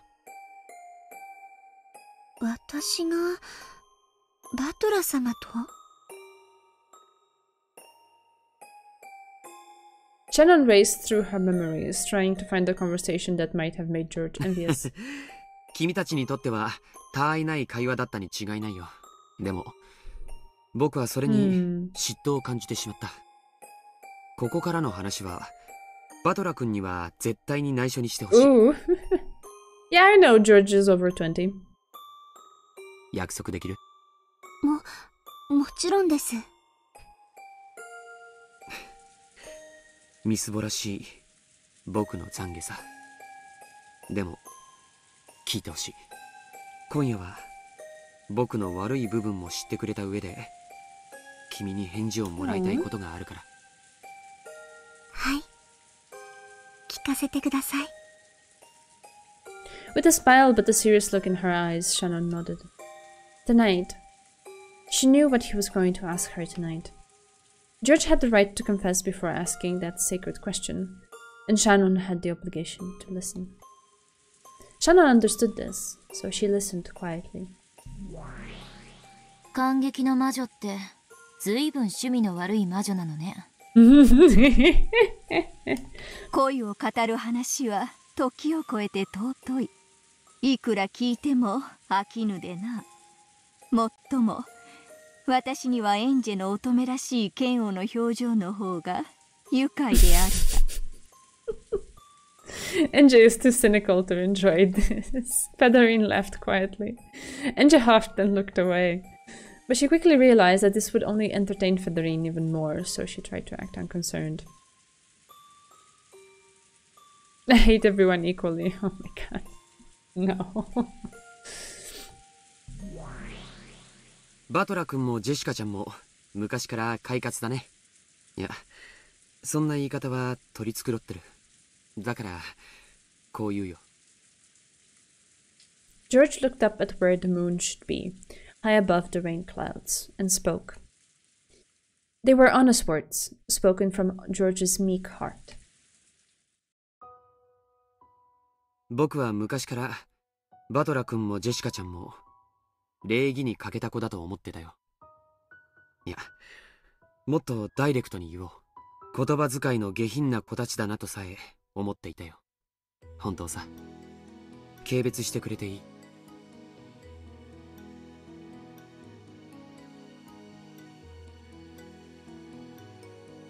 Yeah, that is a, if you think about it that way, it is a bit heartbreaking, yeah. しません。人は何を胸中に思おうと許されます。むしろ態度に出さなかったジョージさんは立派です。ありがとう。僕はそんな彼らを内心見下していたよ。I'm gonna go out on a limb and say something. At least the way it's feeling to me so far. They were all raised in the spirit of the Ushiromiya family, and that you have to be distinguished and carry yourself in a certain way and so on. It's just that Battler and Jessica rebelled against that, and they were like, yeah, sure, whatever, and still went on to do their own thing. Like, Jessica still speaks the way she wants to speak. And she's admonished by her parents to this day, right? And George probably tried to be the good kind of kid who followed the instructions, and so in his heart he looked down on them as, let's say, the more surface layer of the feeling that he was experiencing, but in the depths of his heart, underneath that layer, he actually would have wanted to have the strength to be like them, maybe. So there's like that's what the sense that I'm getting right now.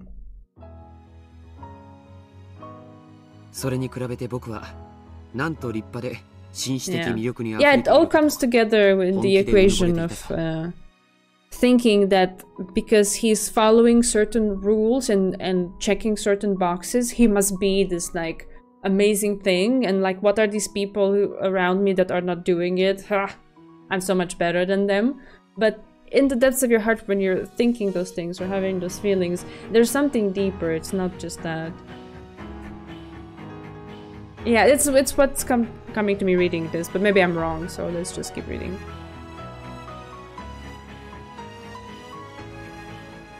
Oh, Red Needle. He's not gonna do that. Yeah.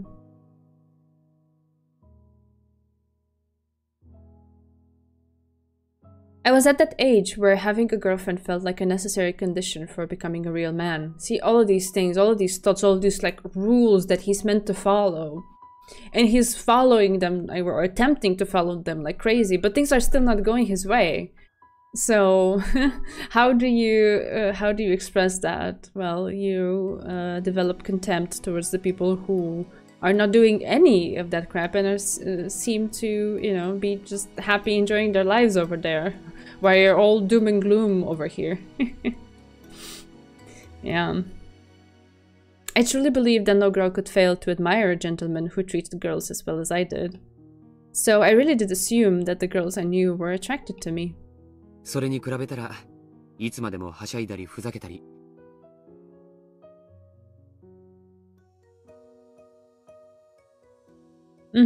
Alright, I see. I mean, it's still good that we at least have the moment. I think it's a very good moment. It's what I'm here for. This is super juicy for me. 下品で低俗な言葉遣いばかりしているバトラ君やジェシカちゃんなんか、絶対に彼女や彼氏ができたりするもんかと思っていたよ。それがいつまで経っても彼女ができない自分への精神安定剤だったのかもしれない。とんでもない。彼らは僕に劣ってなんかいない。むしろ異性を勝手に神格化してレディーファーストと称して恐れて避ける僕の方がよ。バトラもジェシカも昔からああいう性分だった。確かにそやで紳士的淑女的とは到底言えなかっただろう。しかし男女を分け隔てなく交流できる力があった。Yeah. Isn't that freeing? いや、魅力と言っていいかもしれない。Yeah. ちょっとわかるわ。お兄ちゃんやジェシカお姉ちゃんみたいなタイプの人って男女問わず誰とでも仲良くなれるタイプよね。Yeah, they're just easygoing people. ジョージお兄ちゃんには悪いけど、あまり紳士を振りかざしすぎる人って、Yeah. ちょっと気持ち悪いわ。That's exactly that. If you try too hard, if you force it, and if within your heart you're also patting yourself on the back for, I'm such a gentleman. Ooh, all the lazies have like a sixth sense to that. And we perceive it. Maybe we wouldn't be able to articulate that this is what it is and this is what's happening or this is what that person is doing. But we have this sense that picks up on it and this kind of like a recoil moment of like, something doesn't feel right here.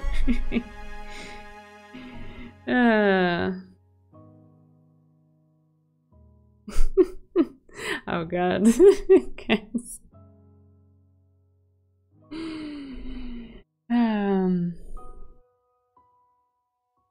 Yeah. 女に幻想を持ちすぎっていうか、なんというか。人は無縁であるなら、相手が無害で退屈な人間であることを尊ぶ。It is. There is some truth to that. There is.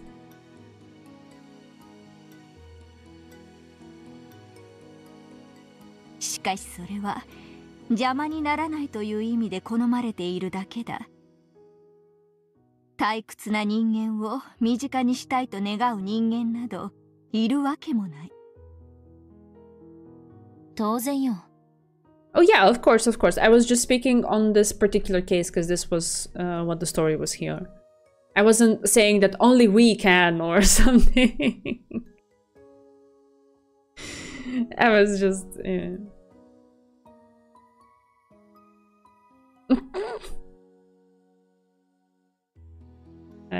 動かず、物も言わぬ電信柱と友達になろうというバカはいないわ。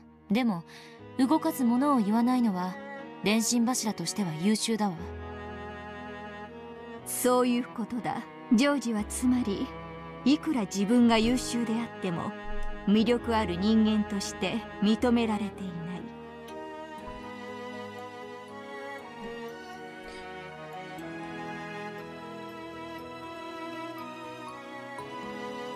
ただの電信柱扱いであることにようやく気づいたというわけだ。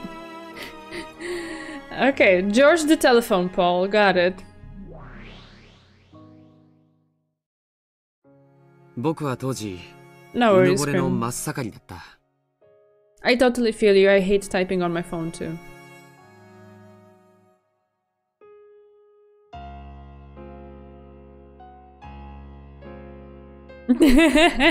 Yeah. だから親族会議でみんなで集まっている時、一番魅力的なのは僕で、それに混じって遊んでくれた使用人の女の子はみんな僕に惚れていると信じていたよ。それがあの日、僕はそこでようやく自分がどれほどみすぼらしかったかを思い知ったのさ。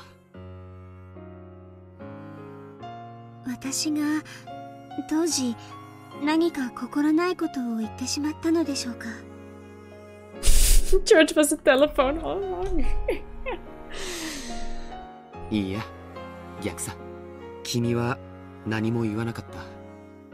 君の瞳に映っているのは常に僕だといううぬぼれが打ち砕かれたのさ。Just when did it start? No, it must have started long before then. I only failed to notice because my eyes were clouded with conceit. ある日、唐突に気づいたんだ。君たちがバトラ君やジェシカちゃんと僕なんかよりはるかによく馴染んで楽しそうに遊んでいることに。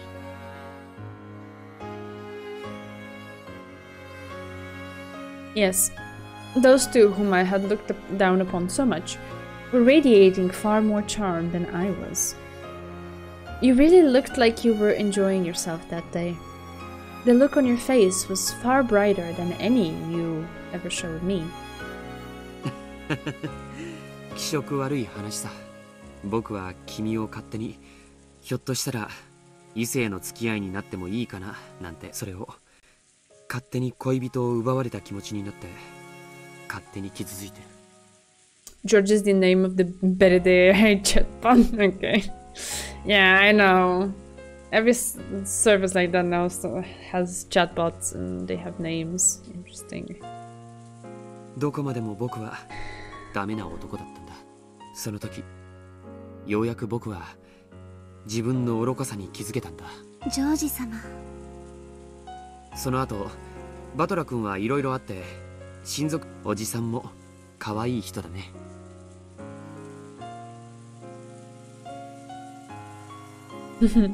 バトラ君とあんなにいつも喧嘩をしているのに、バトラ君の近況を常に気にかけていた。At least he's not a subpar dad. At least there's that about Rudolph. He's got that going on for him. Yeah. そうですね。私も聞かせてもらったことがあります。アスム様も呆れておられましたっけ。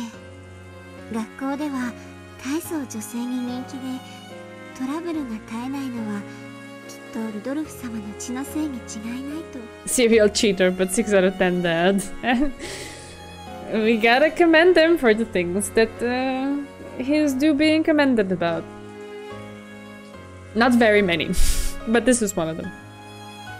そしてジェシカちゃんも男女の友達を大勢作っていつもその中心で活躍していると聞いていたし、実際ジェシカちゃんと話してもそれは何の誇張でもないと理解できたよ。That experience had shown that the two I had looked down upon were much more attractive human beings than I was. 最初はね、バトラ君たちを真似ようと思ったんだ。滑稽な話さ。ふざけたりはしゃいだり下品な会話を好めば彼らのような魅力が得られると思い込んだ。ジョージ様がですか？ちょっと想像できません。痛々しかったよ。僕もあの頃のことは生涯思い出したくない。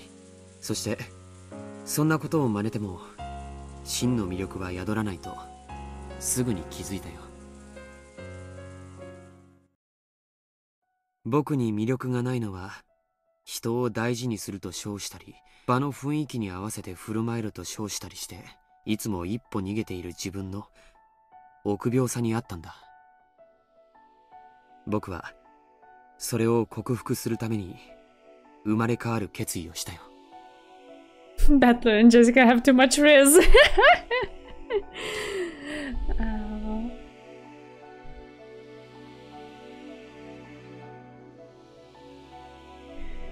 Yeah. 初めて自分の殻というものを理解し、それを打ち破ろうと誓ったんだ。その意志がくじけそうになるたびにあの日のことを思い出してバネにした。君たちが僕を忘れて楽しそうに遊んでいたあの日。そして僕に好意があると決めつけている君の瞳に僕が映っていなかったことをね。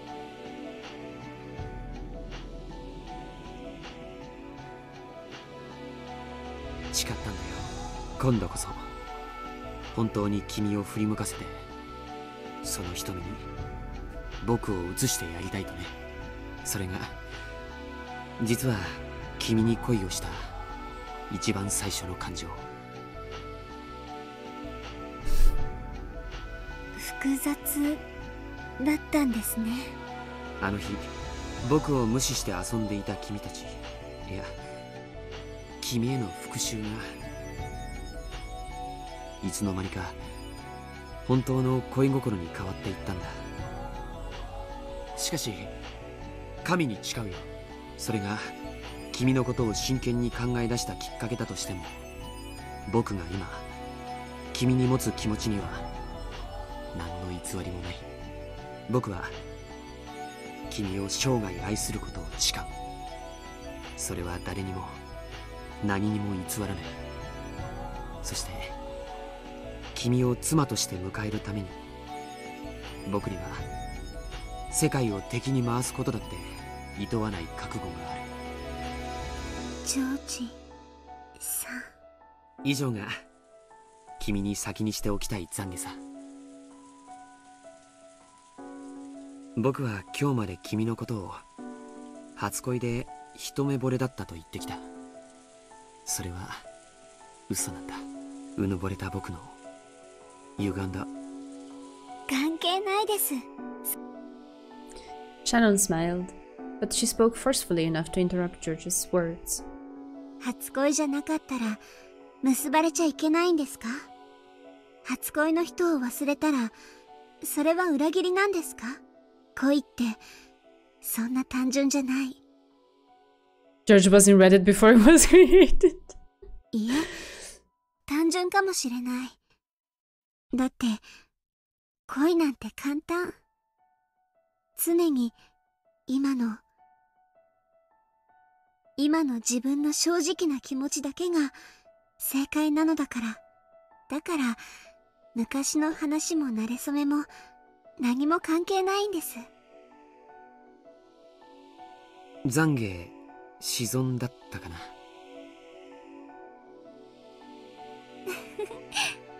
いいえ、何事も完璧なジョージさんにも人間臭い一面があることが分かってちょっと嬉しかったです。そしてそれを私だけに打ち明けてくれることに嬉しくなりました。ありがとう。僕は君がいたから僕になれた。私もジョージさんがいるから私でいるのです。だから包み隠さず教えてください。私たちはどんな夫婦になってどんな未来を築くのですか？僕は君という妻を得て父さんを超える実業家になる。そしてさまざまな挑戦や冒険を経て自分の可能性の限界を確かめたい。その到達点の頂に君と一緒に至りたいんだ。そこからの眺めは僕以外の誰にも見せられないものになる。楽しそうです。どこまでもお供します。もちろん実業家としての冒険だけじゃない。夫婦でしか築けないものもたくさん積み上げていきたい。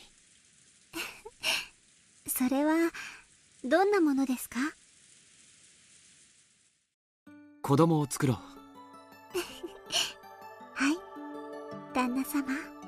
最低3人は作りたい。At least, what? 男の子も女の子も Prolific. 欲しい。もし3人とも男の子だったら？次こそ女の子かもね。4人目を作ろう。何人いてもいい。子育てという冒険も2人で楽しもう。そしてやがては巣立った子供たちが孫を連れて帰ってくる。気づけば僕たちは大勢の子供と孫に囲まれた賑やかな老後を迎えてるだろうね。楽しそうです。ジョージさん、どんなおじいちゃんになってるんでしょうね。君こそどんなおばあちゃんになってるんだろうね。僕は君を変わらず愛し続けるよ。そして大勢の家族に見守られながら王女をできたら、僕たちの人生は誰にも負けないものとして描き切られる。 George didn't just talk about his love in the present. He swore to love her soul until the final moment, when the lids of their coffins would be shut. Then George took a small box out of his pocket. Even without opening it, she knew what was inside. He took it out with a motion that was more natural even than the one he had practiced in the bathroom at the airport. That was grim. さよ。 Oh, sorry. Did I... a motion that was more natural than dark, and it was overflowing with charm. Wait. 結婚しよう。はい。この指輪をどうかその指に通してほしい。はい。ジョージさん。 That ring, which glistened divinely even in the dim light of the arbor, passed from George's hand to Shannon's finger. Of course, Shannon had already decided which finger to put it on. 僕と君の未来を阻もうとする全ての運命に、僕は毅然と立ち向かうことを誓う。George proclaimed that he would reveal their engagement to the entire family on the next day. 僕たちの結婚に両親はとやかく言うかもしれない。でも僕はそれを許さない。僕が親にするのは婚約の報告であって認めてもらいたいわけじゃない。もし母さんが君との結婚を許さないと言い出すなら、僕は自ら勘当を申し出て君と家を出るつもりだよ。僕にはその覚悟がとっくにあるんだ。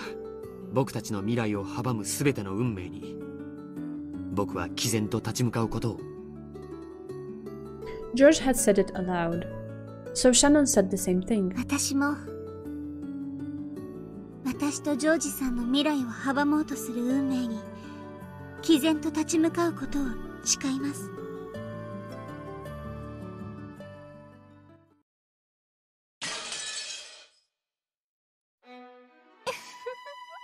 バトラさん、いつ事件が始まるんです？もう恋愛ごっこお腹いっぱいなんですけど。はあ、黙って見ていろ。はいはい。私があくびでもした隙に何かとんでもない伏線を通過されたらたまりませんから。お前には愛はないのか？ Nope, not a single drop of it. 愛が証拠として受理されるミステリーってあるんですか？ありませんから。 Man. Yeah. Erika laughed coldly and stared down at the two on the game board. Battler watched her quietly. Be quiet, look at my fanfic. Erika thought that she felt a touch of pity in his gaze, and she averted her eyes uncomfortably. 一応理解はしてますとも、愛が殺人の動機程度にはなり Oh 得 my ること god, くらい。 you are fully missing the point. You really did not understand the question. 一応この東屋での出来事は2人の婚約に障害が生じた場合、犯行の動機となり得る程度には解釈しとこうと思います。まあ赤くない言葉でいくら愛をささやこうとも全ては幻ですが。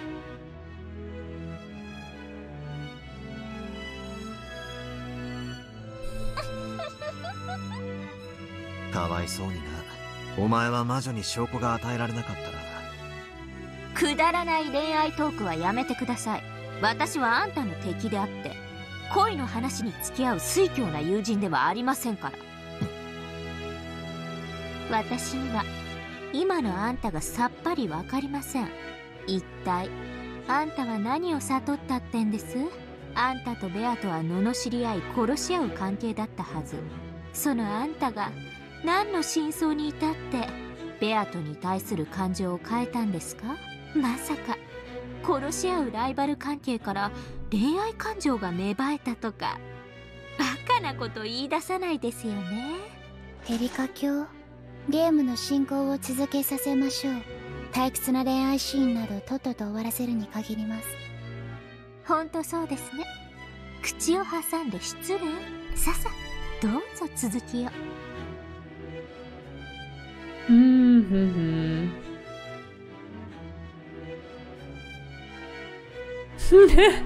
I guess I do, yeah.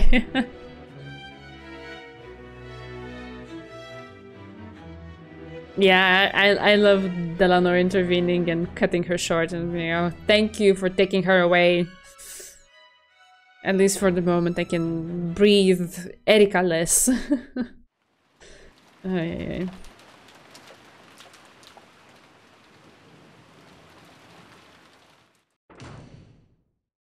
シャノンです。戻りました。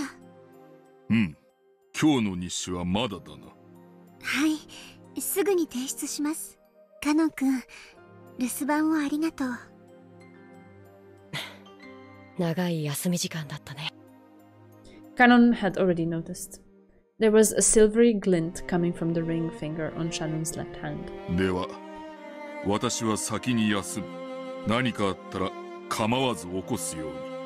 おやすみなさいませ、源氏様。Genji disappeared off to the waiting room. After that, only Shannon and Canon remained. 時間をくれてありがとう。あとは私が控えてるから、カノン君ももう休んでもいいよ。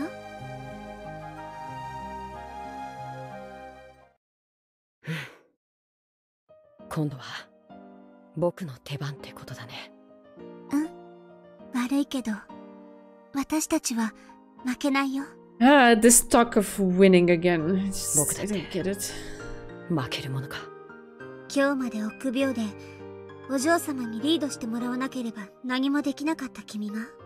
姉さんが教えてくれたはずだよ。何を教えたかな。恋に昔も過去も関係ない、今だけが重要なんだって。もしそれが本当なら、僕の今は姉さんの今に何も負けてるなんて思わない。Shannon and Canon glared at each other with serious eyes. That period of tension vanished when Shannon chuckled. うん。それでいいよ。君とお嬢様も頑張って。もしも結ばれるなら、私たちが心の底から祝福できるくらいに素敵な関係になって。姉さんにかなりのリードを許してるけどね。仕方ないよ。それが君のこれまでの臆病の対価なんだから。I burn. 分かってる。それが僕の罪だから。Shannon and Canon fished around in their pockets and drew out two small things that glittered gold. They looked like the left and right wings of a gold butterfly. 私たちは家具。I'm not IKEA furniture anymore. Yeah. 人間になって愛を育む奇跡を得るには、もう一度魔法の奇跡を頼らなくてはならない。あいつのブローチが役に立つなんて。私たちの手元にある唯一の魔法。It was the golden butterfly brooch, which Beatrice had once given to Shannon in hopes of creating love between her and George.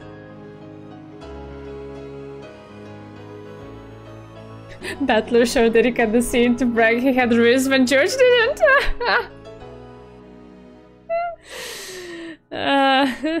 Yeah, the brooch appears again. Shannon had given it to Canon, but he had let his emotions get a hold of him and had crushed it into pieces. So when the two wings they held were brought together, it would regain the form of a beautiful butterfly. じゃあ、行ってくる。僕もトランプに一応呼ばれてたからね。うん。Man, I still cannot get myself used to smiling, Canon. 頑張ってね。お嬢様、きっと喜ぶと思う。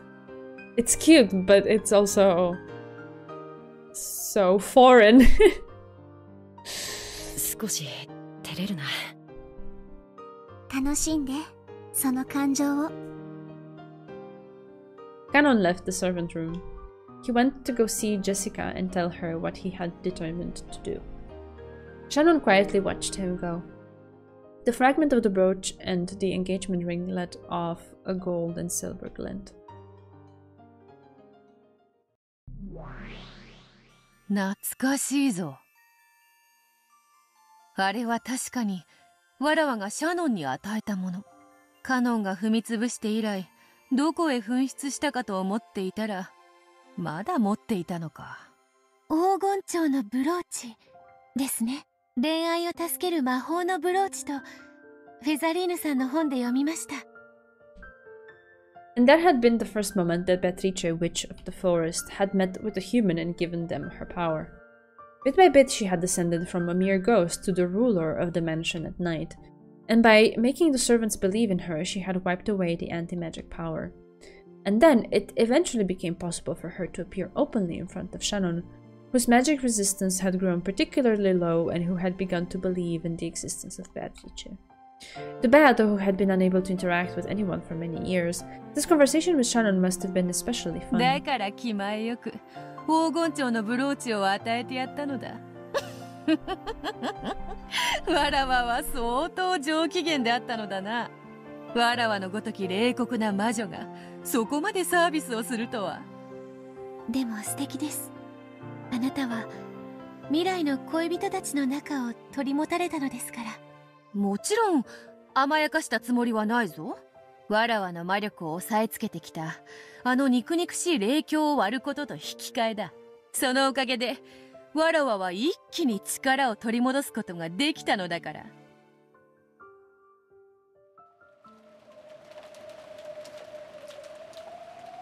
しかしある夜、紫の雷が鎮守の社を打ち砕いたのです。島々の者たちは協調だとささやき合いました。おお、今思えばあれこそがベアトリーチェ様復活の印だったに違いありません。Kumasawa had the rest of the night off, so she had let Erika talk her into drinking a bit and was chatting about the legend of okay. Akuji Kijima. I hope I said that right. And Beatrice in a happy tipsy mood. Erika would nod from time to time, but she listened very closely. She wasn't actually taking notes, but she was gathering the information on the whiteboard inside her head. Then she frowned as though noticing something out of place and held up her hand. ちょっとストップを。はい？その鎮守の社は悪食島の悪霊を封じるために旅の修験者が建立した。そうでしたね。ええ、そうでございます。強い神通力をお持ちだったということで、その力を鏡に込め霊境として社に奉納し悪霊を封印した。少し違和感を覚えます。悪食島の悪霊を封印する社がどうしてベアトリーチェも封印するんです？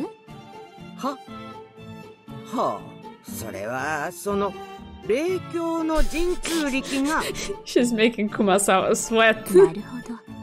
東洋の悪霊も西洋の魔女も OK の便利な霊境だったからという。わかりました。すっきりはしませんがそこは折れることにしましょう。しかしどうしてベアトリーチェが雲の巣も嫌うのかは。According to the legend, the evil spirits of Akuji Kichima despised spiderwebs, so they were apparently used as wards against evil on the islands around here. Actually, spiders are a useful bug. The farmers of the islands may well have treasured them. It's very possible that the farmers called them wards against evil, tying them to the stories about evil spirits.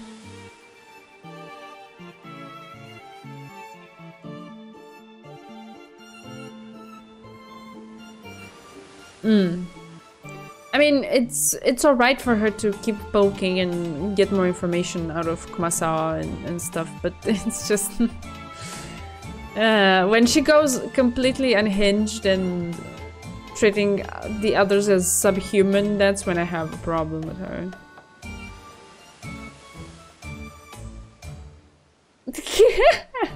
Right, yeah, exactly that.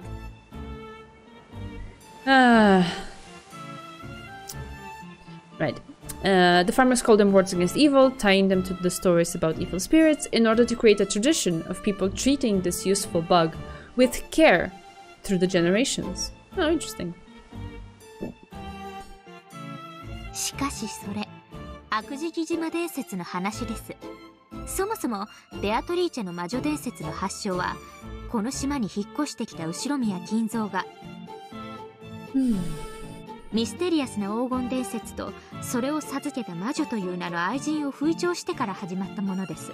つまり悪事木島の悪霊と黄金の魔女ベアトリーチェは本来全く異なる存在のはずなんです。なのに設定が同じになっています。さてはて。The evil spirits of Akuji Kijima couldn't stand spiderwebs, so neither could Beatrice. That sort of reasoning has been applied all over the place. When it was pointed out that this was strange, Kumasawa was lost for an answer. 金蔵さんの書斎のドアノブはサソリの魔法陣が描かれていて、それは西洋魔術では魔除けを意味する。だから西洋魔女のベアトリーチェはドアノブに触れられない。これは理解できるんです。でも雲の巣に限ってはベアトリーチェが嫌う理由がありません。私の知る限りでも西洋魔女の苦手なものに雲の巣があったという記憶はありません。むしろ雲は魔女の仲間や眷属では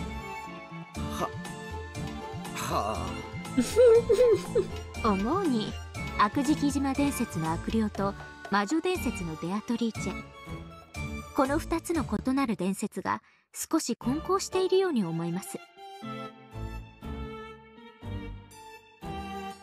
Golden magical chef. Yeah. いいえ、混交どころか融合かもしれません。悪事木島伝説は六軒島周辺の暗礁を恐れた漁民たちが生み出したおとぎ話。しかし悪事木島に住まう悪霊なる者には具体的なビジュアルイメージが伴っていませんでした。人なのか怪物なのか、はたまた足のない幽霊なのか、さっぱりイメージがありません。人はビジュアルを伴わない空想を苦手とします。そこにベアトリーチェという魔女の伝説が登場した。悪霊よりは魔女の方が想像しやすい存在です。しかもその上、金蔵さんはベアトリーチェの肖像画を描かせ掲示しました。つまり悪事木島伝説の一番の弱点、タタルはそこからいつの間にか2つの伝説が混じり合っていってしまったのではないでしょう。どうこの老いぼれには少し難しい話にございます。Kumasawa laughed to smooth it over, wiping away a cold sweat. She might have seemed confused, but she actually did understand what Erika was saying. In truth, she did have a rough understanding of how the legend of Akuji Kijima, which had been around before Ushiromiya Kinzo had come to Rokkenjima, and the legend of the Golden Witch, the story of the woman who had given Kinzo a vast quantity of gold, had changed over time. I mean, I guess this is one way to illustrate how tales that are passed by from person to person are shaped and molded and just evolve from one generation to the other. Because the intent of the people who started the story is lost across time, and only the way they manage to transmit the story forward remains, which gets distorted and warped and just passed through the prism of the perception of people who have nothing to do with the original ones that started the story, right? So it just keeps changing like that. Yeah, that's interesting. Legend of the Golden Jeff the Killer. What the heck? The game of telephone over generations. Yes, that's one way to put it.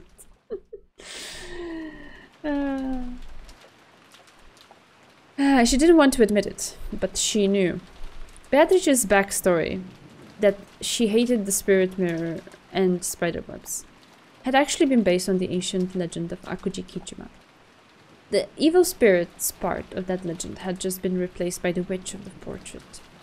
もし黄金の魔女ベアトリーチェを自称する人物がいたとして、彼女が本当に蜘蛛の巣を嫌うのかどうか、ぜひ聞いてみたいものです。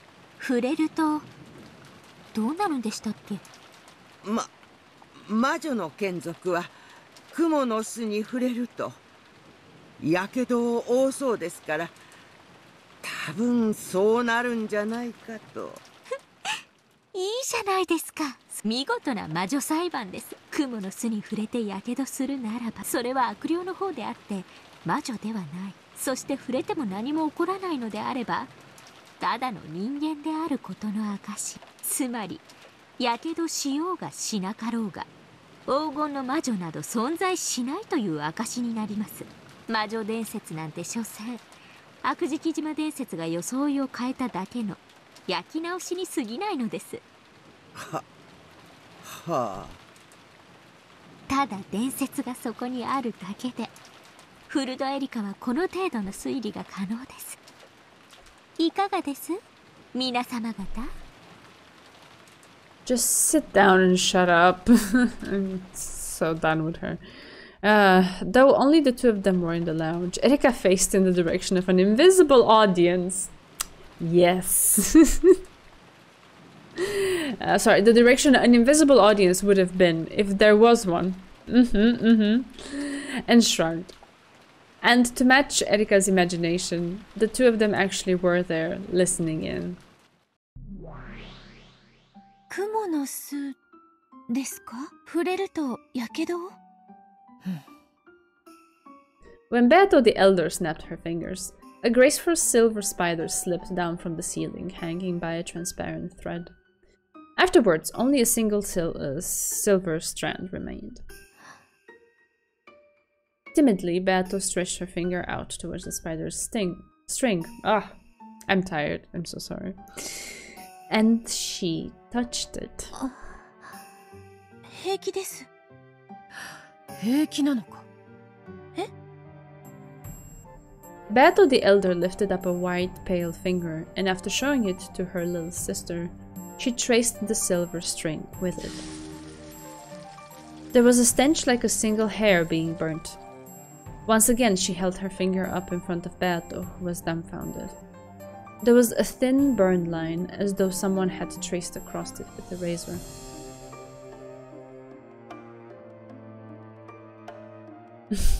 これはどういうことですか？わらわが聞きたい。どうしてそなたは平気なのか？わかりません。むしろ逆に、どうしてお姉様が蜘蛛の巣に触れるとやけどをするのか。わからぬ。わらわが自らの存在を意識した時からそういうことになっていた。ではお姉様は？ Beato hesitated. However, her question was clear. 違う。わらわは悪事木島の悪霊などではない。わらわは六軒島の夜を支配する魔女。どうしてこの島の太古の悪霊と同じ弱点を持つのかはわらわにもわからぬ。苦手なのは蜘蛛の巣だけですか？エリカとやらが言うように、金蔵の書斎のドアノブもダメだ。The first Beatrice can fight Spider-Man. あのサソリの魔法陣はわらわを焼く。わらわにとって金蔵の書斎の扉を開けようとするのは、真っ赤に焼けた蹄鉄を家中に拾うも同じこと。そなたはどうか？え？サソリの魔法陣ですか？ The older sister snapped her fingers again. When she did, the surrounding scene bent and twisted, and they had suddenly moved to the place in front of Kinzo's study. And there was the doorknob engraved with the scorpion magic circle. 魔術を研究するものならば、人的にも霊的にも隔絶された隠れ家が必須となる。金蔵が自らの書斎を閉ざし、このような魔除けを施したとしても不思議はない。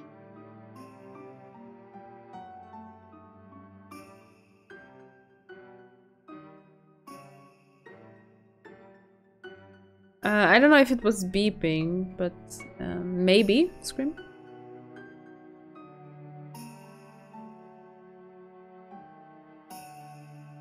Hmm. そしてそれは困ったことに、わらわにもこうして効果がある。She gently grasped the doorknob. As she did, a violent burning sound, unbelievably stronger than the one caused by the spiderweb, rang out. Yeah, okay. This is part of the song.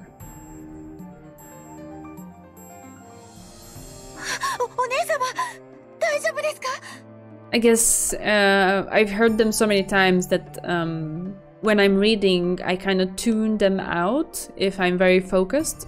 So I didn't notice the details and I wasn't sure if the song had those effects in it or not. But it does, right? It sounds like your thermometer, okay. I see. Her hand had been horribly burned, and Beto couldn't help but avert her eyes. 安心せよ。これしきすぐ治る。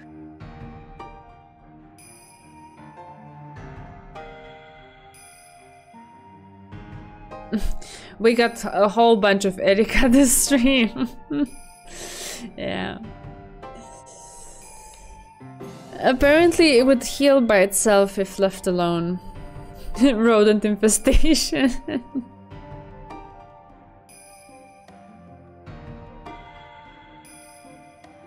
What do you mean? What do you mean by this?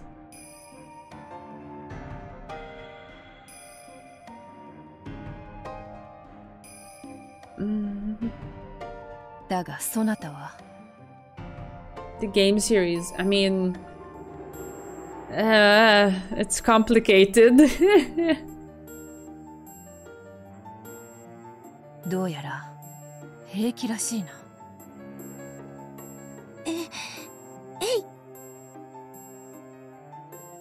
Well, in the beginning, the author, like you guys had showed me, had some very poorly drawn sprites and backgrounds and stuff like that, right? So there was that kind of rough kind of version. But the version that we're reading right now has definitely had other people come in and help polish it, right? And the music, I wouldn't imagine only one person made it, but I didn't look into who the composers were. The writing and idea, yeah. But everything else around it. Plus, the voice acting, that's definitely not one person, there's a whole bunch of actors there. Yeah, exactly. She timidly poked the doorknob. Nothing happened. Slowly she touched it with her entire palm, but she felt nothing but the pleasantly cool sensation. 不思議だ。そなたはわらわの分身であるにもかかわらず、わらわとは様々なものが異なっている。逆にドアノブに触れても平気ですが、お姉様のような火傷を負ったら私は簡単には治らないと思います。まるで普通の人間のようであるな。はい、私自身自分が魔女だとはちょっと信じきれていません。私にはお姉様のように魔法を使うこともできないし、不思議な火傷も、そしてすぐに傷を治すこともできません。お父様は私を偉大なる魔女の生まれ変わりだと信じてくださいましたが、私にはそれが信じられなくて。そなたは何者なのか。私はベアトリーチェ。お父様のために生まれてきました。お姉様は？わらわもまたベアトリーチェ。金蔵に魔法にて黄金を授け、その後も魂となって島に縛り付けられている体を失った魔女である。私たちは一体何者なんでしょう。Oh, bear.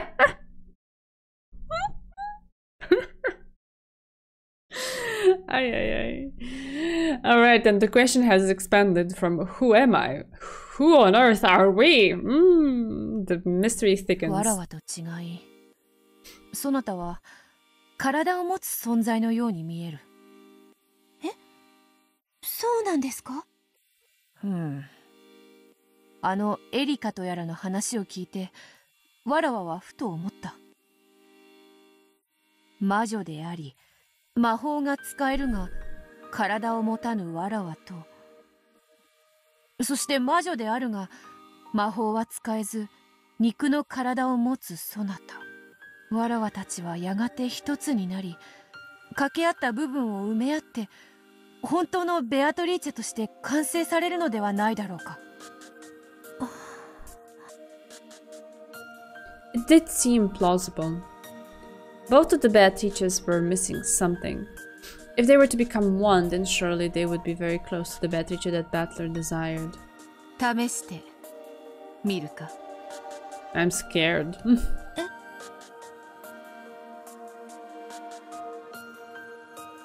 Okay, bad teacher's talking with bad teacher about the old bad teacher that called herself bad teacher. Yeah. Yeah. 手を出せ。The older sister slowly raised her palm and held it out before Beato. The large burn from a second ago really had started to heal already. わらわたちは一つになれるかもしれぬ。わらわも知りたい。そなたと一つになることで未来のわらわを知りたい。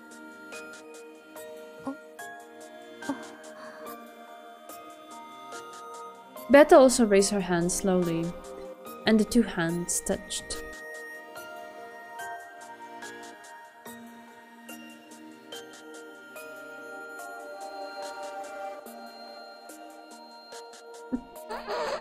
Oh yeah.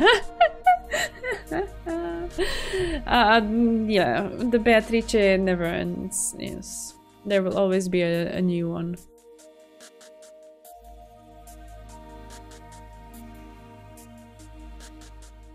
But nothing happened. Perhaps this meant that while they were fated to become one eventually, the time had not yet come. わらわにとって雲の巣が苦手なのは当たり前なこと。しかしそなたはそれを知りもしなかった。同様にそなたは自分が生まれてきた理由をお父様のためだという。そのお父様というのはどうやら後ろ宮バトラのことらしい。わらわも年に数度しか訪れぬ稀な客人である彼のことは知っているが、その稀な客人の彼とそなたというわらわにどのような接点があるのか理解できぬ。わらわたちは互いをもっと知るべきに違いない。そうですね。私たちは互いを知り合うことで本当に大切なことに至れる気がします。その向こうにいるのが一なる未来のベアトリーチェ。いや、それこそがわらわたちのあるべき正しい姿に違いない。With their hands still joined, the two Beatrices swore to fill in the parts the other lacked, and regain their single form. Bit by bit, Beto was walking down the path that led to the former Beatrice. Okay.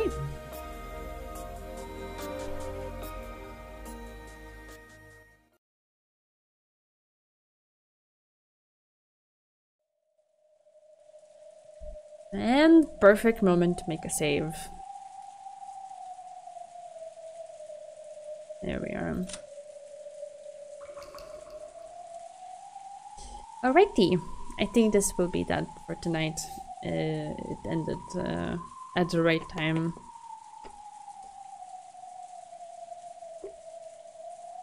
We can still hang out a little bit on the sound of the rain and the wind blowing in the background. Typical Umineko moment. Yes, the annoying guest. We noticed it. Thanks for joining and keeping me company. I appreciate you. Yeah. I hope you get better soon, Scrim. And enjoy Bucharest. What do I think about the new Battler meta world? I don't know. I'm allowing him a little bit more space to manifest himself before I can draw a conclusion. I still very much love Battler as a character generally, so I don't think that will change. He is definitely very deeply affected by the loss of Beatrice, and I guess he's just acting as a consequence of those feelings. It was very sad though to see him being mean to this chick, Beatrice, however you want to call her. I still don't understand what the meaning behind that is. The old, new variants of Beatrice, things happening. Okay. But yeah, just his attitude towards her was very, very sad in two ways. Sad because you could sense his pain that was pushing him to act like that, and sad because I don't want to see Battler being mean to people like that. That's I don't think that's who he is, right? But he was just acting it because of the pain, I guess. I'm assuming. An interesting actual meta thing about chapter 6 is that Rikishi's best friend passed away during his production. Oh. Oh, that's so bad. So it's commonly believed that he projected much of his grief onto Battler and the story in general. Interesting. Interesting. Yeah, you can definitely feel the pain in Battler. So I get that. Oh, my heart.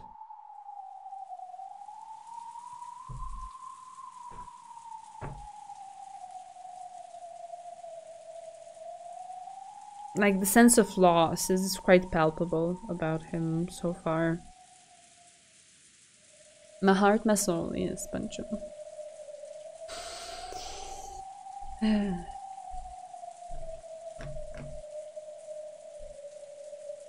Yeah. That's all I have so far.